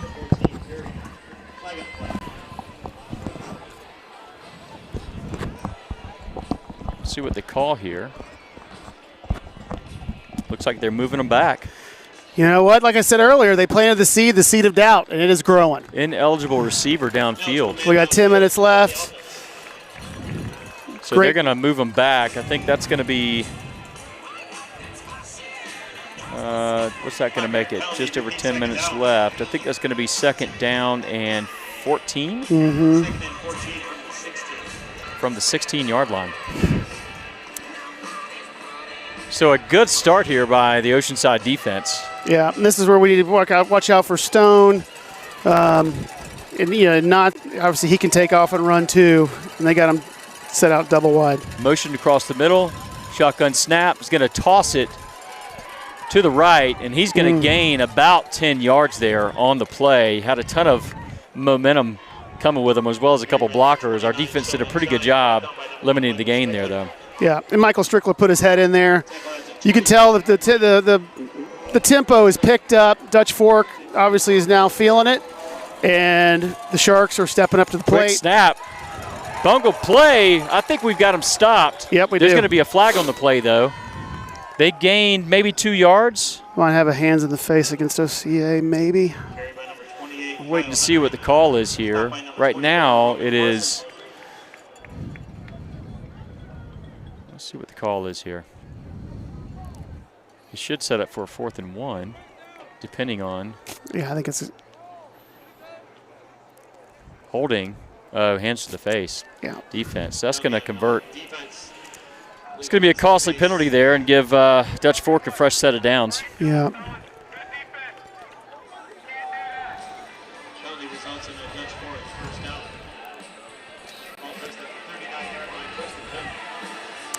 Okay, 1st and 10. Dutch Fork from their own 39. They like to run very quick offense here. So you gotta be ready on defense. Yeah, he'll come Sheldon Shine. Got to keep an eye on him. Coming out of the flats again. They're picking on our left side. Got twins on the right. Going to be a handoff. They tried the reverse. But it was blown up. Yep. And they're gonna get back to the line of scrimmage. Bryce Meredith was back there. Reese Meredith, excuse me. He was back there in a hurry. Yeah. And their running back, their wide receiver there, made a wise decision to keep that ball for himself, even though he barely got back to the line of scrimmage. We're starting to get penetration. We're getting in their backfield, and that's a great sign. We're bringing 5. Looks like Reese might be blitzing here right up the middle.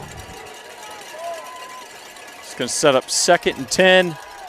Pass down to the left side of the field. They're going to gain about 5 yards, maybe 6 on the play. So what I think they're doing now is they got 9, Reese. They're spying him with not the quarterback. So if the quarterback's going to roll left, Reese is going to mirror him. And obviously because the quarterback is such a big running threat. Yeah. And they're going to make him throw. So it's going to set up a big 3rd down and 4 from the 45-yard line of Dutch Fork. We're going to have what looks like man coverage. 2 safeties over the top. They're going to hand the ball off number 21. Number 21, Shifty. He gets hit hard and brought down, but not before he gets the 1st down. Yeah, Michael Strickler again laying the wood. I keep on thinking that ball is going to pop out of there, and you know what? I wouldn't be surprised if it does. Dynamic running back, doing a lot of spinning and twisting. He's slight. He's not a bruising running back. So if you put the head on the ball or you punch it out, I can see a turnover coming if they're going to play like that. Okay, 1st and 10 from the Oceanside 47. Shotgun formation, motion across the middle. Going to snap the ball, hand it off to number 21 again, and he's going to get 3 or 4 yards and brought down. Yeah, number 84, Landon Collins, was moving forward. That should have been illegal motion, was not called, but easy for us to see, or me to see from this vantage point, but down the field the refs missed it, but that's all right. 2nd and 6 from the Land Shark 43. As I mentioned before, Dutch Fork likes to run a hurry-up offense here. They get new plays in relatively quickly. It doesn't give the defense much time to set back up. So it's going to be a shotgun formation. He's got twins on the right, single wide on the left. Going to toss it. Going to be a there you screenplay. go. And I'll tell He you was what, there. I think they got lucky that wasn't a complete pass because he was dead to rights. Yeah.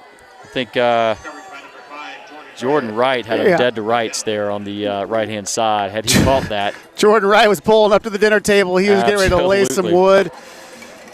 And I'll tell you what, if he would have been looking at the quarterback cheating in, he probably would have taken that to the house on the other side. But you know what? The receiver really didn't even try to make a play on the ball because he was getting ready to get popped. Yep. Okay, it's going to bring up 3rd and 6. Big third down play here. Going to have a man in motion. Drop back. Got a lot of pressure on him. Going to have a hold and a bad pass. Yep. Incomplete pass. I believe we're going to have a hold here in the backfield. And my guess is, assuming it's a hold, yep, it's a hold. Yep. So I assume we'll decline that and force 4th and 6. Let's see what coach decides to do here. I mean, I'm not sure, Coach Knott, how big of a gambler he is, but you know what? You're down by 3. There's 7 minutes left in the third quarter. And the OCA defense has been stingy. I think they're going to have to punt it. I would agree. Let's see what the call is here. Boy, the defense has really come out to play here in the second half. I mean, Dutch Fork has gotten a couple plays, but on the most part, our defensive line is putting a ton of pressure on that quarterback and forcing some bad throws and stopping them at the line of scrimmage. They are going to punt the ball, Jeff. Yep. Let's see if it's let's see if they stick with it or they try to pull something here. This field position. Be careful. And I'm not sure what happened, but it looked like, did we call a timeout? Well, you know what? The punter spun the ball in his hands if he was going to maybe make an attempt to throw. It sure did. And somehow we don't have a call on the field here. I'm not sure why they stopped the play. There wasn't a timeout. There was no timeout. There's no signal from the refs. I'm not sure what happened there, but it did look like a fake. I think the referee didn't give the go signal, so maybe the ball wasn't live. Okay, so we got a snap, and they are going to punt it away. Called for a fair catch. There you go. And we're going to get the ball, Oceanside ball, right at the 13-yard line, 1st and 10.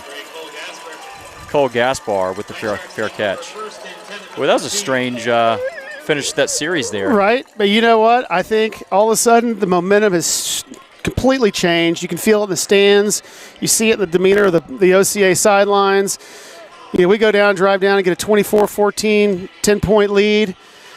You keep it on TJ's side. I wouldn't even bother with the right side at this point. Well, actually, now it's going to be on the right side. We got our matchup over here on the right side with number 2. Mario Anderson. Okay, shotgun formation. Takes the snap, hands off. Yep. And that's going to be another fantastic run there by Zakai Muncie. Zakai's having one heck of a night tonight. We don't have the stats for him, but he's got to be right there around 70, 80 yards, I'd say, at this point.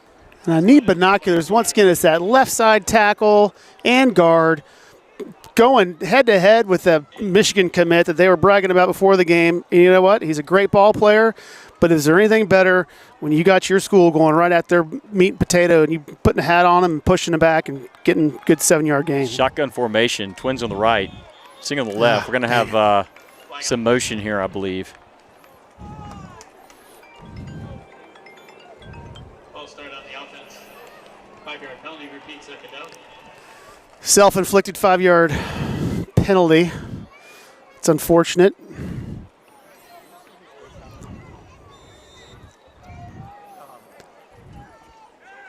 You know, I think we just go ahead and go right back to the run and keep the clock moving. We're, moving clock at 6 minutes and 15 seconds. Bad snap. Put the ball on the ground. Can't do that. Takes the sack. We're all of a sudden back in a 3rd and 10 situation. Clay, I'm not really sure what we're going to do at this point. I think we're gonna.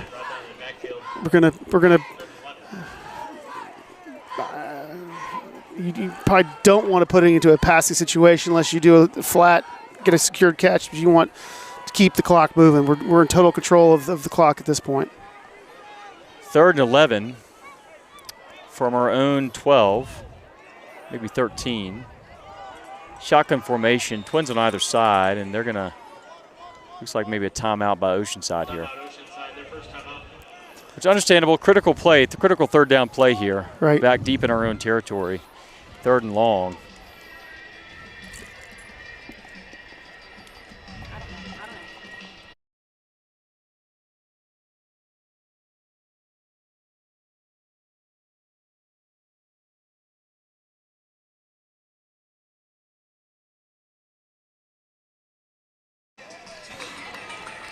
Okay, so while we're waiting here on the call to come in, I do want to thank our sponsors, starting with our exclusive premier sponsor, McDonald's. Our corporate sponsors, Banks Construction, Beacon Bank, Charleston International Airport, and Billy Swales State Farm. Mr. Johnson, I see you're at work, but they're out here, the hard hats, putting themselves to work. The boys are doing great. Thank you for tuning in, watching. I have a feeling that's your son out there. They're doing a great job tonight. The DiNapolis are watching. Appreciate all the OCA families chiming in on the live chat and tuning in. We have over 300 people tuned in for this great top 15 matchup in the state. Got trips on the right. Aiden's going to drop back, look right, and then come back left. Get that first down. Come back from Give it to us. TJ, It's gonna be close. think that might be a first down. Holy cow. That is a first down. Did they give it to They're him? waving them forward, absolutely. The far judge is, yep. That's going to be a fillet of fish. Oh, it's a terrible spot. First down. Oh, they're giving it to us. Let's do it. Yeah, they gave it to us. I saw the line judge down here Okay. indicate that's a first down. That. Big time comeback there by TJ. TJ saw his quarterback under some pressure and came back to get the ball and just so happened to be right there at the line. Those are the plays that are going to be the difference at the end of the night. 100%. I think you're spot on there, Jeff. Okay, so it looks like we've got man coverage here with a single high safety, shotgun formation, and we're going to hand it off to to Muncie. You went right around Worth.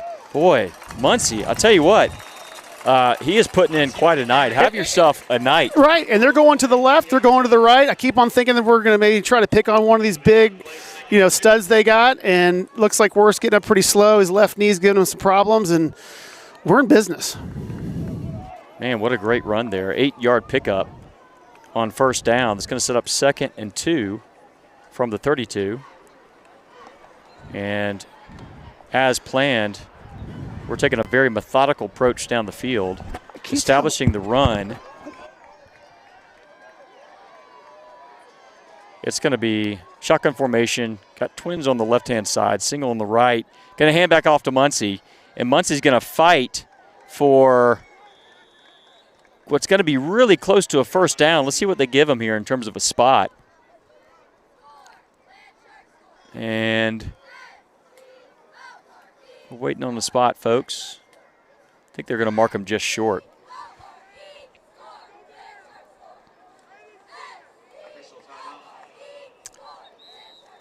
They're going to have to measure.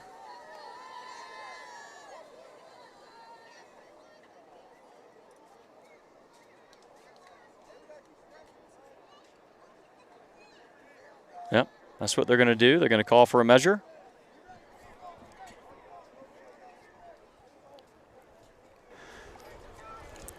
Yeah, and it looked like he got the first down from up here. I'm not crazy about the spot, but we'll find out very quickly if he actually got the first down. Man, it looks close. By maybe an inch. We said it was a game of inches. We're an inch short. But all good. It's going to bring up 3rd and a hair. Right. You're probably assuming it's going to be a QB sneak. Aiden's going to put his head down behind one of his big boys and get some penetration and push. It's dangerous. He needs to either slip down to the right side or the left side. Because we've had some, big Mr. Johnson, or Thompson, number 70, Mike Jones, Lamarian Thompson. Big number 77 out there, too. Yeah. Our offensive line is putting in a night tonight. I tell you what, I have been impressed. This is a talented defensive front from Dutch Fork, and our guys I'd say are winning the battle in the trenches tonight so far. Come on, Aiden, be smart here. Okay. Aiden in shotgun. Going to hand it off to Muncie. Muncie's going to have the Easily. first down and more. Yep. As I said, Jeff, we are winning the battle in the trenches tonight, and that's evidence of that. We needed about an inch, literally an inch, and we got about six yards. We're almost in Dupree territory again. It was a good, he almost broke that. He sure did. That's going to set up 1st and 10 from the Oceanside 42. And again, we're going to slow it down. I think we're going to be huddling on just about every play tonight. Again, a very methodical approach down the field. Going to have twins on the left-hand side, single wide on the right. Going to hand it off again to Muncie. Muncie's going to gain. That's football's on the ground.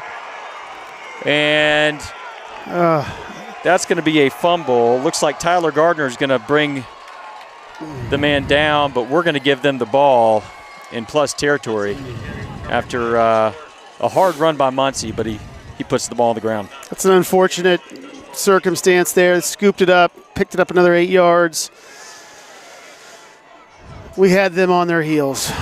We sure did. But good news is our defense is playing one heck of a game tonight. Right. So they have stood up to the challenge every single time. It's going to be 1st and 10 from the 32. Shotgun formation. Let's see if Rice can't get back in there and do some damage. Takes a snap, hands it off to number 21. 21's had a good night tonight. He's going to pick up another 12 yards. And that's going to create another first down, another new set of downs for Dutch Fork. Dan Rella on the tackle.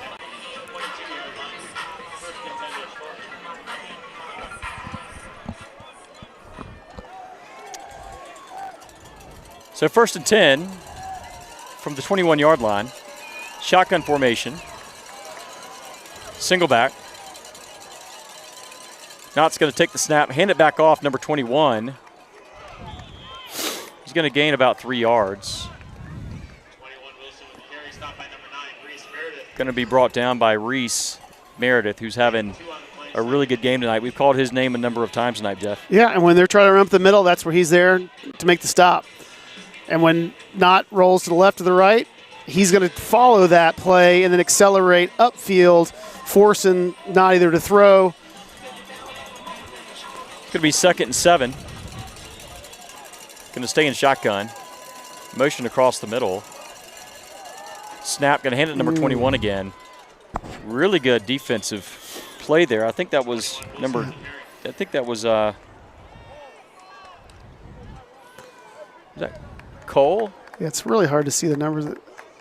Sure is from up here. Looked like Cole Gaspar, but I can't be sure. Okay, it's going to set up a 3rd and 6. This is a big play right here, Clay. Huge play. Huge play. So you play man coverage.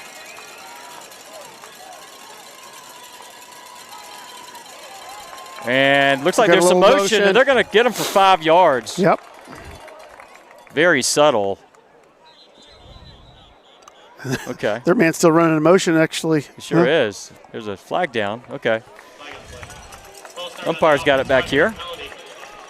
So that's going to be 5 yards. A big play just got bigger. It's going to make it 3rd and 11. Excuse me, 3rd and 10. Sheldon Shine's coming back in the game. He's their big running back. We've got to keep an eye on him. We've got to keep them from running downhill. Once those kids start getting up ahead of steam, they're tough to bring down. So that's where we need to get some penetration on this play and keep everything in front of us. And if they want to try to go deep, we can pick it off. Man in motion from the right to the left. Going to create a trip situation on the left-hand side. Quarterback keeper. Where's Reese? Oh, goodness gracious. He gets popped and stays up somehow. And he's going to convert for the first down. I can tell you what, he got hit hard there. But he managed to stay on his feet. Yeah, it was a read option. Road Shine off to the left. Took it off to the right side tackle. Hurry up offense. Going to snap the ball. Hand it off number 21. 21's had a good game. It's a flag on the play. Flag. They did it looked like he was down 2 yards short. Going to see what the flag is. It's back in the offensive backfield. You would think this might be a hold. An illegal shift, maybe. But I'm not sure. Let's see what they call here. Critical play. False start. False start. Okay. It didn't blow the play dead, but false start nonetheless. I think this lower receiver down here close to us might have took a step or two early. Those Okay. type of things will drive your offensive coordinator nuts. So it's still going to be first down and 11.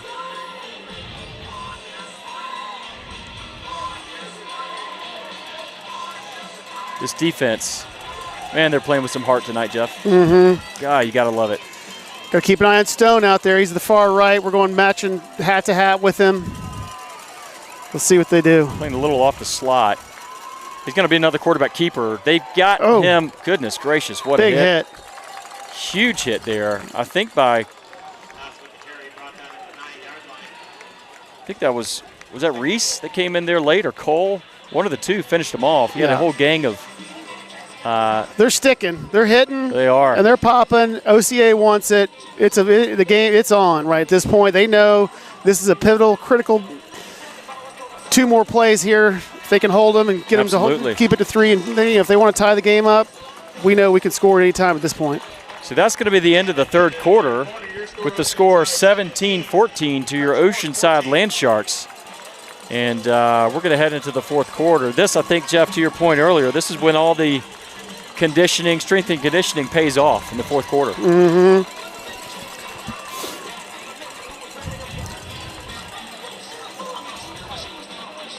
You know, we're just looking at our roster size.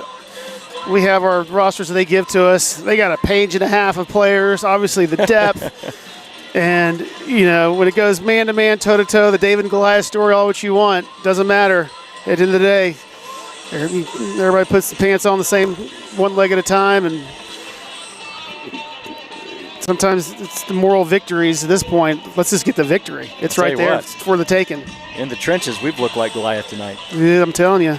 Our offensive line has done a fantastic job. We've done a good job of establishing the run against a pretty good defense, and defensively as well. We've handled their offensive line really well and creating a lot of pressure in their backfield. Right. You know, I saw on some social media before I came tonight, you know, number 1 line in the state.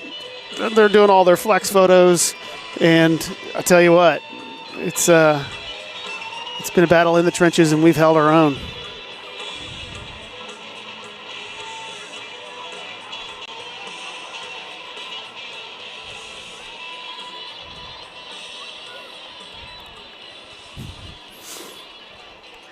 Okay, so while we have a quick break here, why don't we thank our incredible sponsors. Let's thank our platinum sponsors, KTM Electric, Rusty Bull Brewing Company. And I want to shout out our Feed the Shark sponsors as well. Migliori's, Harris Teeter, Big Bad Breakfast, Seacoast Church, and the Black and Blue Booster Club. Okay, we're going to get into a very exciting fourth quarter here. Dutch Fork's going to have the ball. 2nd and goal from the 9.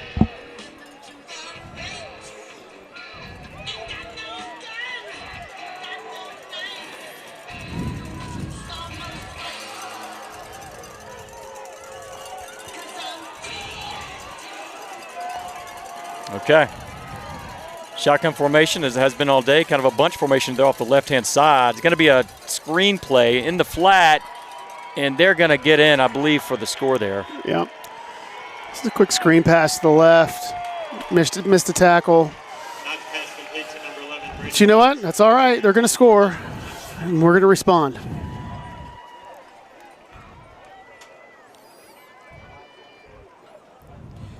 Okay, so that makes the score 20-17 as we wait for Dutch Fork to try for the extra point to put them up by 4 potentially.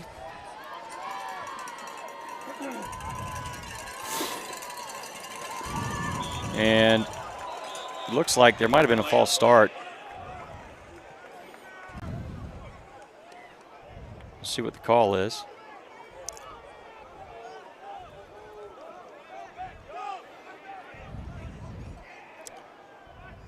And it is going to be offsides on Oceanside.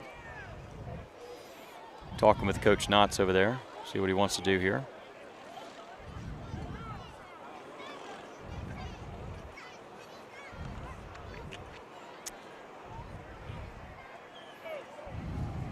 Offsides, going to decline it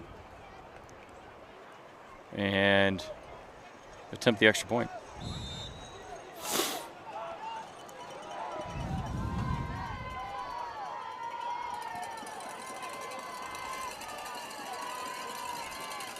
And I believe we jumped again. It's going to be offsides, and that's going to give them about a yard closer to the goal line. Let's see what they do here. Offsides on the defense. Okay. Not much closer you can get. Maybe they're trying to tip and head and go for 2 and keep it a 3-point game. I don't know if that's the strategy you want to do, but look to still be kicking. yeah. They're definitely trying to jump the snap here on the close end to us. He's got there. He's there. He got it. He is there. He did. There he is. And that's going to be a Jordan huge Wright. block. Jordan Wright, he jumped twice. You know what? He did the jump third twice. time's the charm. Third time is the charm, Clay. And you could see he was timing that. And I was like, if he can get through, he had a straight shot, fired up on the sidelines, getting his head slapped around by his teammates. Sometimes it doesn't feel too good, but I'll tell you what, I think he's excited enough. He's not feeling any pain right now. No pain. All adrenaline right now. Right. That was a great We got a 3-point ball game. block there. That's a 3-point game. With just under 12 minutes to go in the fourth quarter. Dutch Fork up 20-17 on your Oceanside Land Sharks. Land Sharks will get the ball. And, you know, Jeff, little plays like that, you know, they had just come down the field to score, but just blocking the extra point like that just completely changes the momentum of this game. It does. And it's the momentum had been going OCA since halftime. Then we got the first drive, put 6 on the board. Unfortunate fumble. And obviously they capitalized off that. And I think we got a big fourth quarter coming here. Okay. So I believe that's going to be Antonio Williams returning the ball, and we're going to have the ball at the 19, 1st and 10.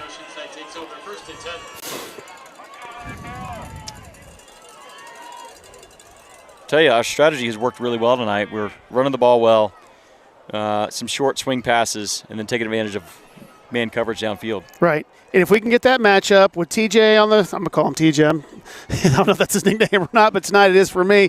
Get him on that one-on-one, have Aiden. That chemistry's too strong.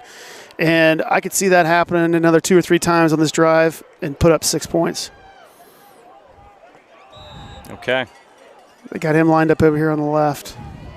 So we got twins on the left-hand side, single on the right, single back set. Shotgun snap, going to be a handoff, and Muncie's going to get about a yard. Yeah, the run was definitely working. They're getting clips of 5, 6, 7 yards at a time. So I think he's going to stick with that. Clock's in our favor. We got 11:28 left in the fourth, and then keep him honest, and then go over the top. Okay, 2nd and 9 from the Land Shark 22.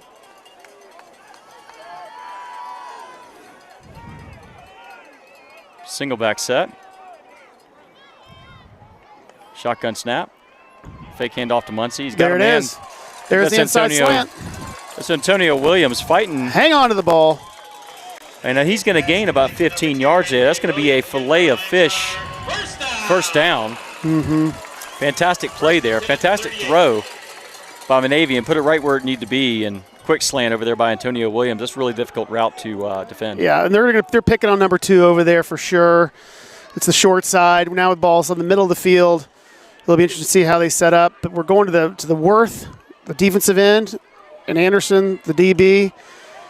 And we're setting up 2 wide. We're going to go right at him again. We got TJ over here in the single set. I can't tell you how impressed I've been with our line tonight. 1st and 10 on the Oceanside 43. Looks like some pressure coming up the middle. Shotgun snap. We're going to hand it off to Muncie. Muncie's going to turn it into what looks like about a yard gain before he gets brought down. They stacked about 6 or 7 in the box there, and I'll tell you what, if there was one miss on that he could have been gone.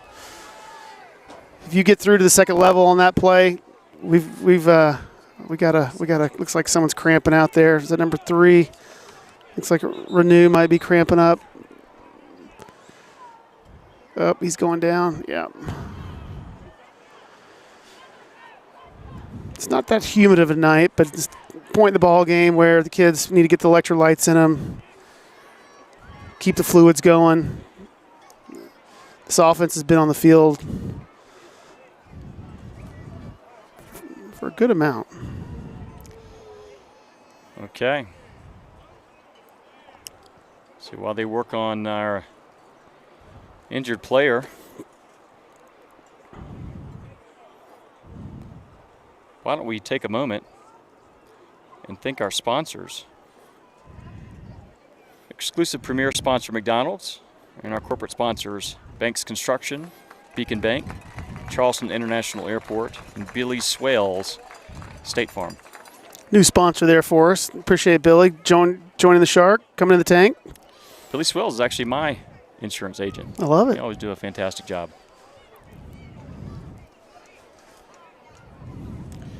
Okay, so he's going to... We're up to 500 people watching right now as the game gets later in the 4th quarter. Word must be traveling that we have an upset possible here tonight. And we got the ball. We're driving. We're on our own 39. Let's go. Okay. 2nd and 9 from the Oceanside 39. Tight set. Shotgun formation. Going to hand it off to Muncie. Muncie's going to sidestep one defender and get brought down after a gain of maybe 2. He had 3 blockers. He got caught up in the trash.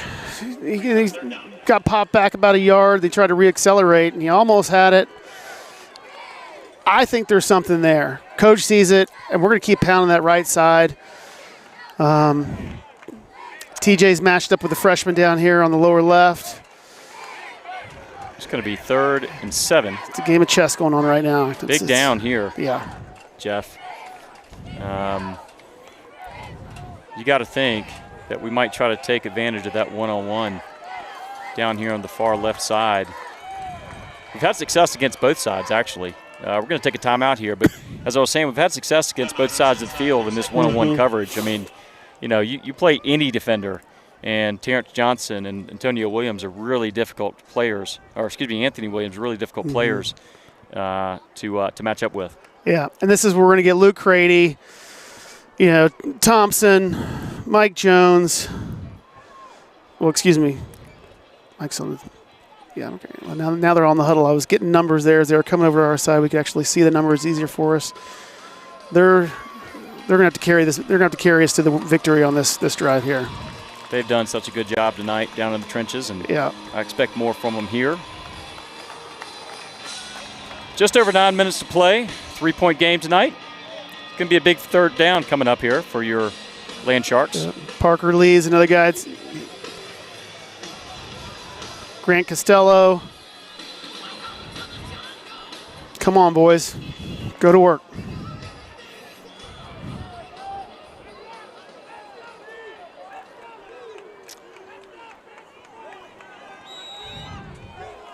Okay. 3rd and 7. Big down. Shotgun formation. Single set back. Going to fake the handoff. Oh, the pump and go. Oh, they just got to him. There's flags on the play. I think there's going to be a defensive hold. Yeah, I think TJ, they were doing a pump and go. He sure was, and I think the DB bit and grabbed onto him. And he held. He was getting a free ride on Terrence's shoulders, and our official down, like 2 flags, so maybe our official on the left side and the mid-judge. Yep, it's going to be holding on defense. That's going to be a automatic fillet of fish first down, and what a big play. I love the play call. Right. The DB there bit hard on that pump fake, and all he could do is grab him. They'd been setting that play up 3 or 4 or 5 plays in advance of that to get the DB to come up because we have been running the ball successfully, and all of a sudden you're looking at the hitch play, and then there's our freshman out there, Mr. Gibson. Incredible play call. Yep. Incredible play call. Okay, so that's going to set up a first down and 10, just over the 50 for your Oceanside Land Sharks. Shotgun formation. They're You coming. got twins on the left-hand side, single wide on the right. Going to hand it off. Oh, what a big hole. Right up the middle. That's going to be 10 more yards. That would be number 15, Zakai Muncie. And, we don't keep stats, but just kind of sticking my finger in the air here. I think Right. he's close to 100 yards tonight. And that's his average. And you know what? I think you're seeing, they're starting to run downhill. And 3, 4, 5 plays ago, we were about to bust it. And I think they're just, once again, we keep on talking about the right side with Worth and Anderson over there, the DB. He's a senior. And they're wearing it out. What a fantastic run, fantastic blocking and push there by our offensive line. They are the player of the game so far tonight. Shotgun formation, takes a snap, hands it back off. He's got a lane. To Muncie, and he clips off another 7 yards. My goodness. Our offensive line would open up some holes down there on this Dutch Fork highly lauded defensive line. Yeah.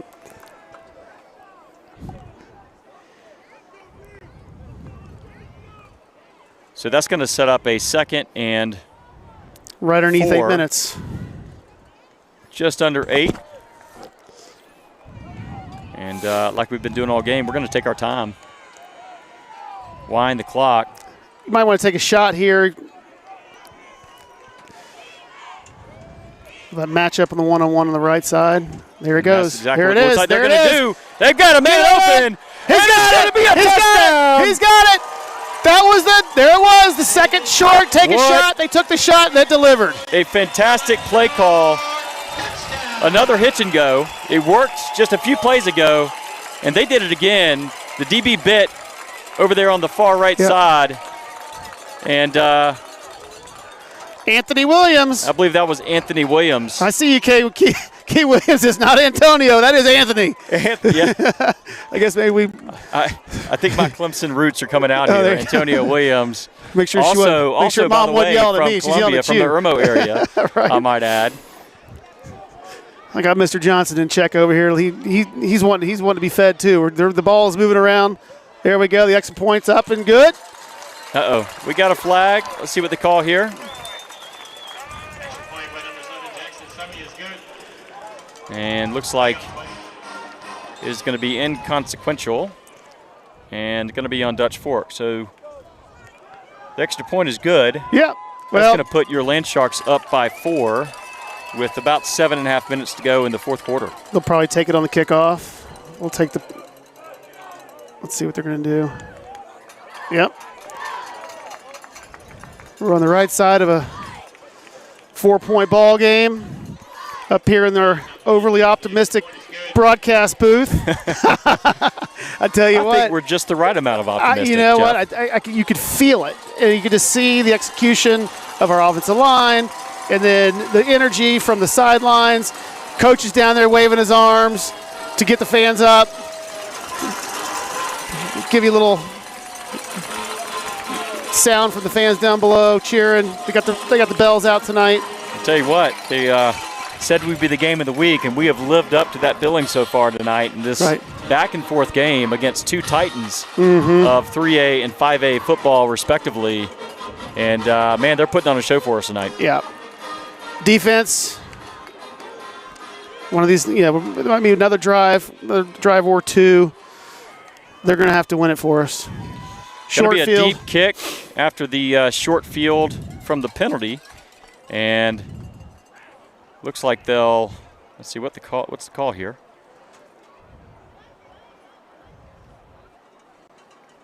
Some confusion on the field. I think maybe they didn't.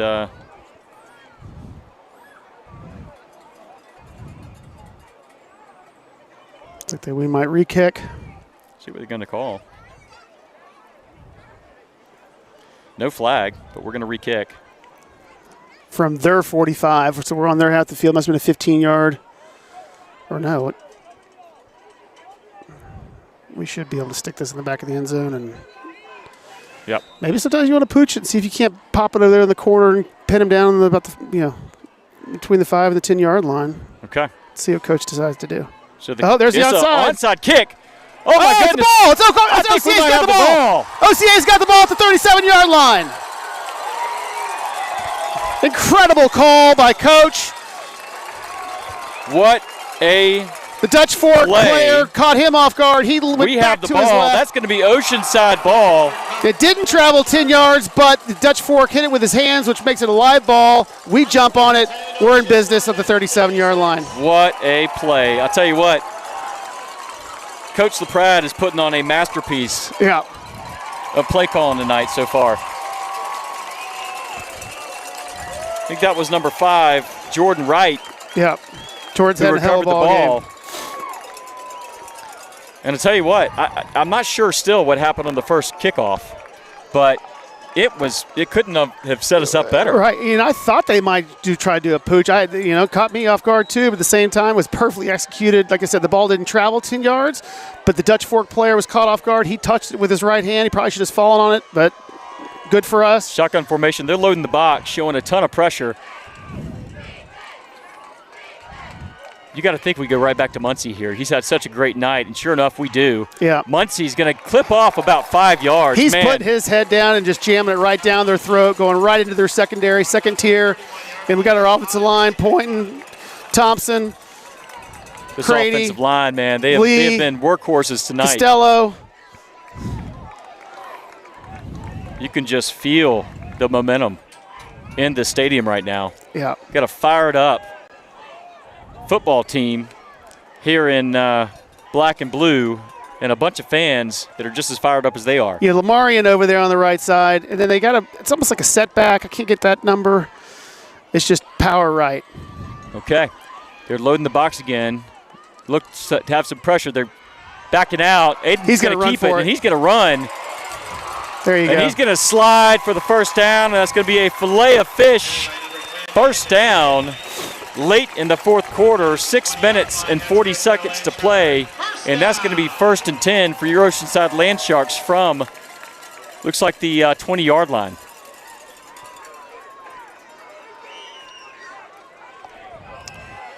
Aiden read that perfectly. It was a RPO. He held the ball, saw the I believe that was the DB that came crashing down, or linebacker on the edge came crashing down, kept the ball, and got about a 10-yard gain there. Really smart play there by Aiden, who's put together a masterpiece of a game tonight. So it looks like what they're doing, they're sitting Mike Jones over here in the slot, and they're going to his side. Oh, hang on to the ball. All right. That's all right. Thought he might have a horse collar there, or face mask or something. He was kind of whipped around. Regardless, they stopped him in the backfield. He's going to lose about 3 yards on the play. It's going to set up 2nd and 13. Just under 6 minutes left. From the 24 of Dutch Fork. Control the ball, control the clock, keep the clock moving. Yeah, no rush here. Right?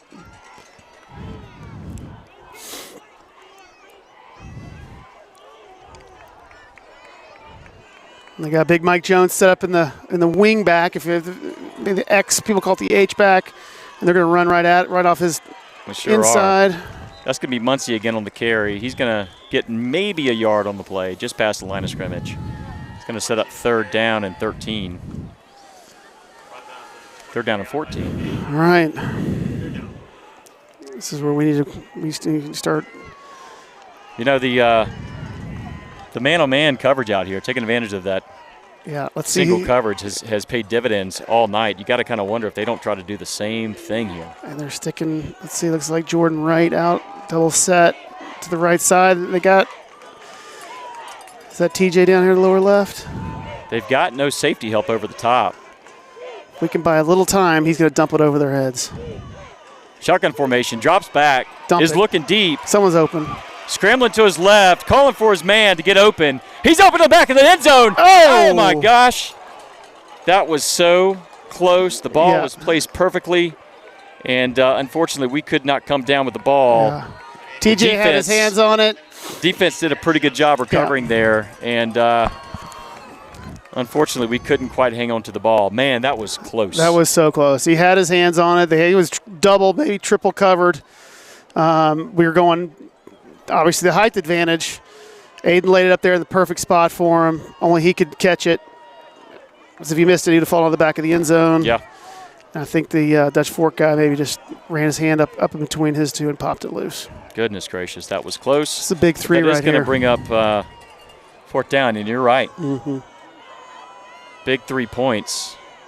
It's going to be about a, what's that, a 36-yard field goal?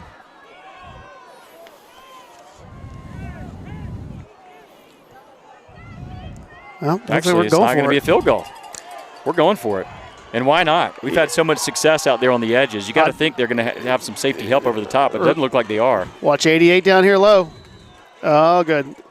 Okay, timeout Oceanside. They're going to rethink this. I think they wanted to see what kind of coverage they were going to come out with here. Yeah. And, you got to think. We've not seen a lot of safety help all night long. They keep leaving these DBs out on these corners out on the island. And I'm a little surprised that Dutch Fork didn't call that timeout once they saw our set lined up, and then to take a breather, because we definitely got them on their heels. This is one big play from maybe being over. 4.5 minutes to go in the fourth quarter. Your Oceanside Land Sharks are up by 4, 24-20 against Dutch Fork Silver Foxes. We're looking at a big fourth down play here, 4th and 14 from the 24-yard line. If you're just tuning in, we've had 4 great quarters of football. Oceanside recently took the 4-point lead, and we got a 4th and 13. And both teams have been playing lights out. It's been power on power. Oceanside actually being able to move the ball on the ground, which we maybe didn't expect early on in this game. And it's been a heck of a ball game. Absolutely. Okay. Big play here. 4th and 14.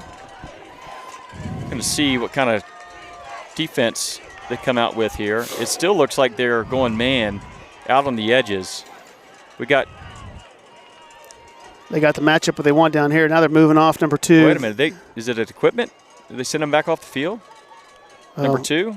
That's, I like the matchup. Mario Anderson. That's one of their critical cornerbacks. If he's off the field for this play due to equipment issue, that's a big loss for them because he's matched up one-on-one against Terrence Johnson. Right, and that's the matchup we want. And we wanted the one-on-one. If we could take, looks like number 8, maybe told Gasper. No, they're going to let him stay in the game. I'm not sure what just happened, but he switched spots, actually. Number 7. That's the freshman. Number 7. That's Gibson. I think it goes by TJ, if not mistaken. Gibson. He's giving a ton of room to Terrence, and who can blame him? There seems to be a lot of confusion. They have not called timeout. Well, they're trying to get their personnel match up right for it. The coach is realizing what's going on. He doesn't like the matchups, so they finally put. You would think they would force him to call a timeout there. Gibson's a freshman. He's one of the top corners in the state, and they're putting him on Johnson down here low. Anthony William all by himself up there. Not much safety help over the top, if at all. Monavian in shotgun, single set back. We're going to snap the ball. There's the snap. He's over the middle. Oh my gosh! Tyler Gardner had the. He was open. He was open. And man, as well as really perfect as Monavian has played tonight, he just missed that one. I mean, I think he was so open, he got the little adrenaline pump. Yeah, possibly. Yeah, but okay. All good. It's going to be 1st and 10, Dutch Fork ball. Yeah. But in negative territory here, they're going to take it from their own 24. They've got about 4.5 minutes to make their way all the way down the field.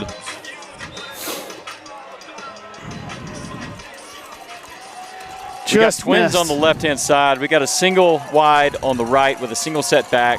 Shotgun snap, drops back, looks over the middle, short.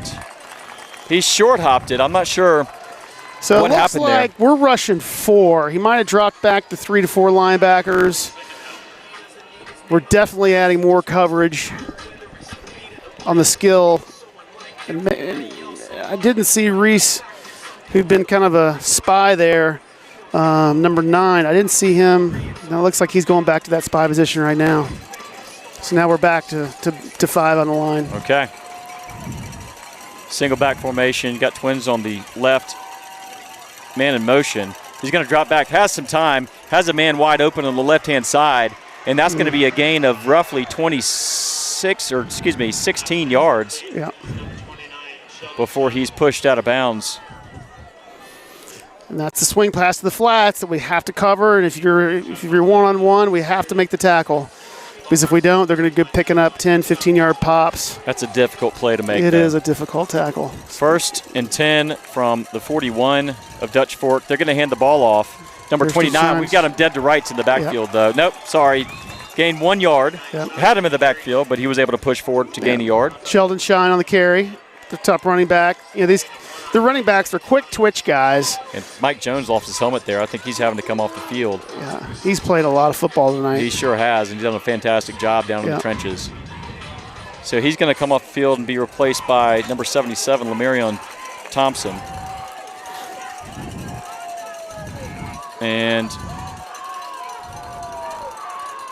I'm not sure what's going on here. The referee's having a he's not letting him conversation with the quarterback. Reset the game clock.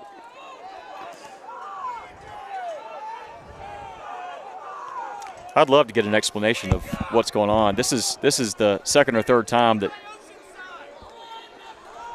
Looks like the clock should have been started. There it goes. 4 minutes and 35 seconds and counting. So we've got a single setback. Twins on the right-hand side. Man in motion. Shotgun snap. Looking in the flat. Blow that up. Hang on. Oh, goodness gracious. We just about had him down in the flat. There you go. He's going to gain about 7 yards. That's going to make it 2nd and 3 from the 48. That was almost a fantastic play there to push through the block and bring him down with only either at the line of scrimmage or only a 1 yard gain.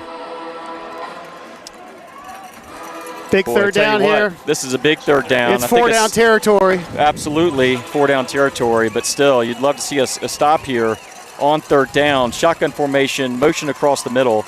He's going to drop back. He's looking left in the flat, and he missed his man. That was Sawyer Arnold, who saw that play developing and ran out to cover it. And I don't know if the quarterback saw Sawyer jumping out there or the running back just wasn't ready, but the pass was off the mark, and that's going to bring up a big 4th down. Here's your ball game, folks. I mean, there's still 3 minutes and 46 seconds left on the clock, but if we can get the ball back right here on their 47, I like our chances. Land Sharks, buckle up. Shotgun formation, Twins tight left, single wide right, single back set, motion across the middle, shotgun snap. He's going to keep it, and he's going to get the 1st down plus some, and that's going to be a 1st down at the Oceanside 46. Straight keeper off the right side. We haven't seen a lot of that tonight, even though he's one of their leading rushers per carry, and we just saw it there. That's a tough play to stop. Yeah. You know? Okay. 1st down. 3 minutes and 30 seconds to go. Clock ticking. Motion across the middle. Going to hand it off. Number 29 looks like. Yep, Sheldon. Sheldon Shine, who's going to gain about 5 yards on the play. It's going to bring up 2nd and 5 from the 41. Come on, boys. You got to pin your ears back right here. You got to want it.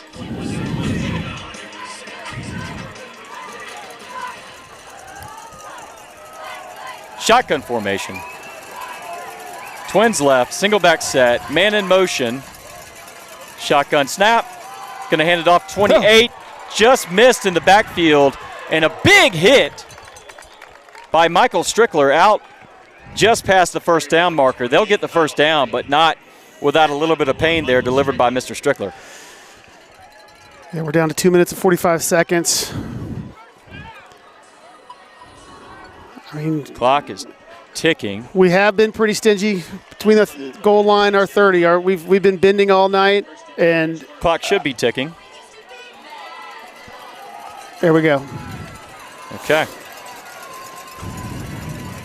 Pushing out to the. Oh, he's got a fumble. That's a fumble.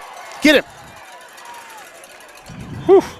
He got lucky. That stuck right around there, right there around his feet. Yeah, and he was trying to do the swing pass out here to number 11. He absolutely was. Braden Johnson, I think we were actually going to blow it up. We had some headhunters on their way, so I would have liked our chances even if he did catch it. But it could be set up for a halfback pass. It almost looked like that. Maybe they were looking to do a lateral there.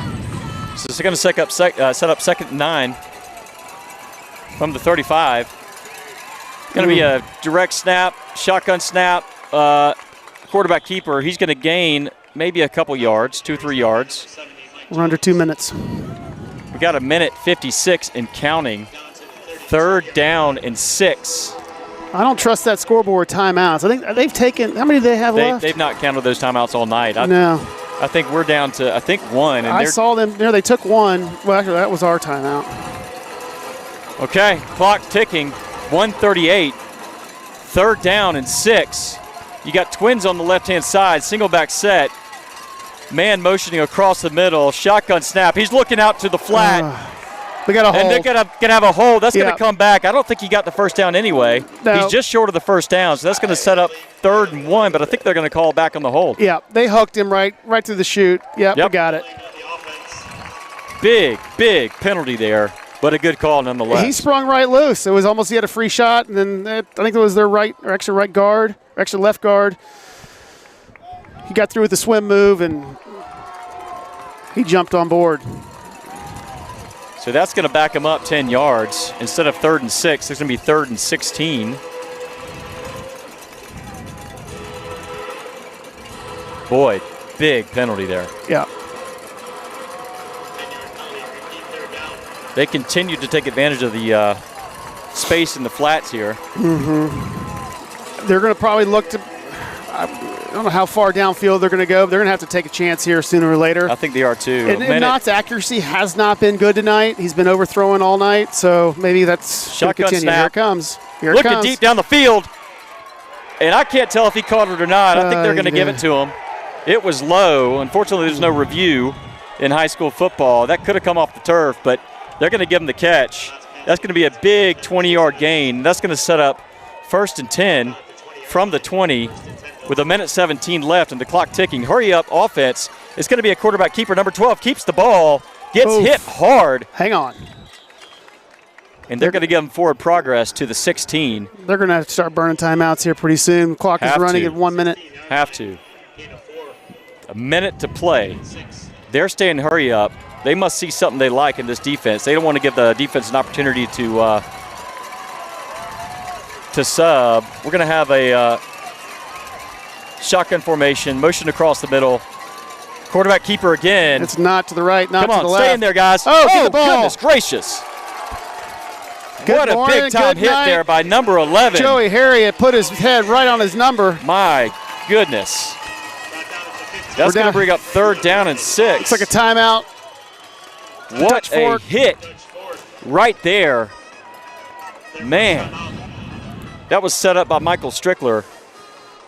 And Joey Harriet came to finish him off. High-low.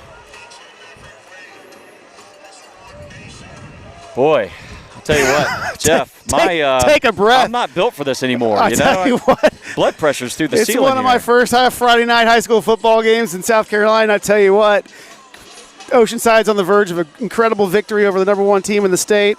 This would be a celebrated victory if we can get there. It looks like they're trying not left, not right.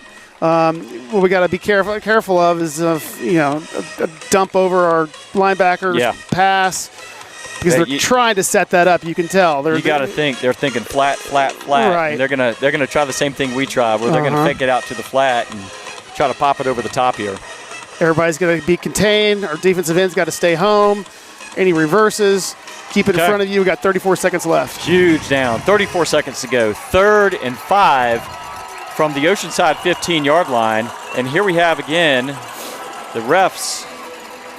Okay, they're going to let them play. Here we go. 3rd and 5. Shotgun snap. Fake the handoff. It's going to be a quarterback keeper.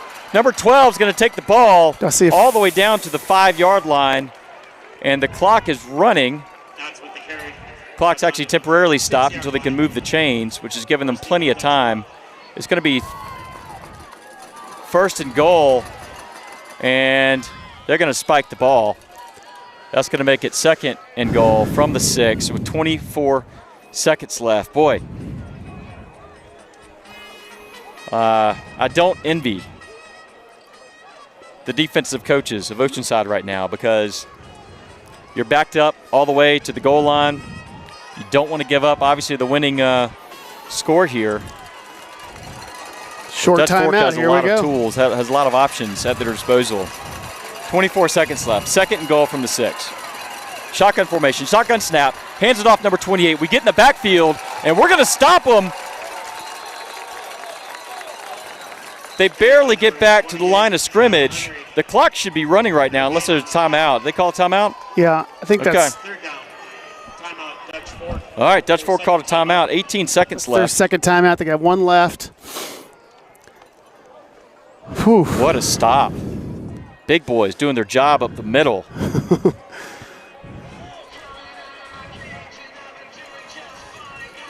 I'll tell you what, I don't know what you expected when you guys tuned in tonight, but as far as entertainment goes, it doesn't get a whole lot better than this. Yeah, we're looking at a signature game for this school over on Mount Pleasant. That would just be an incredible victory. They have to score, obviously, a touchdown. If we can just hang on. They got one more timeout, so you're looking at 2 more plays at the most. Actually, it's third down. So it's going to be third and goal from the Oceanside 6. And every last ounce of fight, we need our boys to have it right here. Defensive line does a heck of a job tonight, bolstered by big number 70, Mike Jones on the right-hand side there. 18 seconds to go. Going to be a shotgun formation. Twins right, man in motion across the middle from left to right. Going to be another quarterback keeper. Hang on to him. Hang on to him. And they're going to get him down. Yep.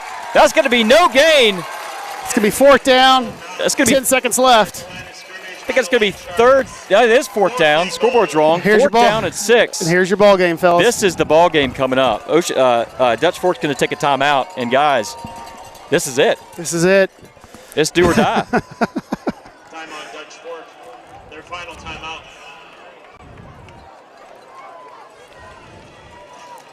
Boy, Wow, this what defense. What an effort tonight. Showing us what they got right now, I tell you, you know what? And like I said, you never know who's going to show up.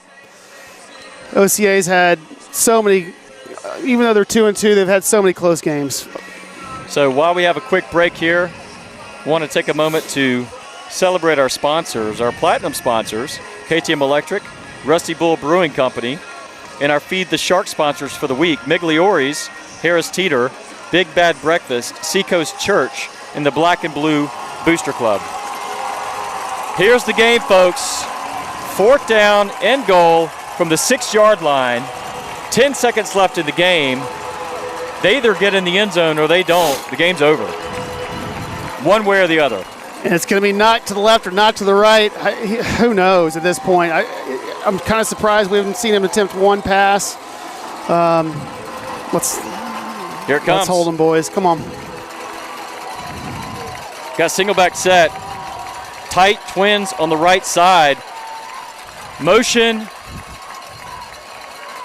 Overload the right. Going to be a shotgun Here's snap. He's looking for his receiver. He's got it. He picked it off. Over. Game over. Oceanside with the pick. OCA's just upset the #1 team in the state. Oceanside with a big win.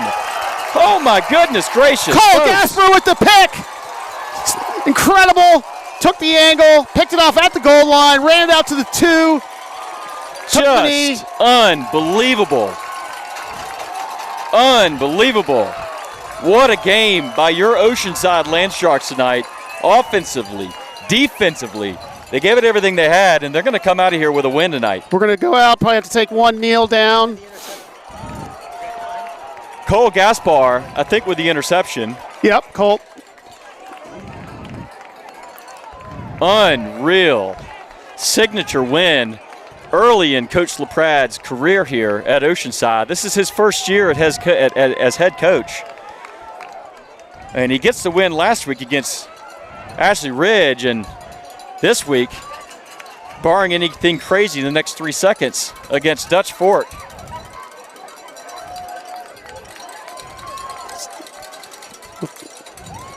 And that is going to be your ball the game. Unbelievable. OCA storm in the field. Wow. Wow. What an incredible win. 24-20 is your final, Clay. I don't know what to say. I'm speechless. That what an was incredible win for the entire school, the academic program, the athletic program. I'll tell you what, looking back, we're now 3-2. Yep. We lost a really tight game against the other monster of Irmo in Irmo High School in a hard-fought game. We just beat the reigning 5A champions in Dutch Fork. I don't know how you come out of this game with anything other than extreme optimism. Right. Just incredible effort by the kids. What an effort. What an effort. Okay. So your final tonight from the Low Country is 24-20. Your Oceanside Land Sharks pull out the win against the reigning 5A champions, Dutch Fork Silver Foxes. We appreciate all the varsity broadcast crew letting us JV guys come and step in tonight. Hopefully brought a little good luck for everybody. It was something I'll remember for a long time. Oh, my goodness. Shout out real quick to our varsity crew who's typically here. Ryan Anderson, Buddy Bean, Neon Dion, and, of course, Mark Rokos. We'll see them again next week.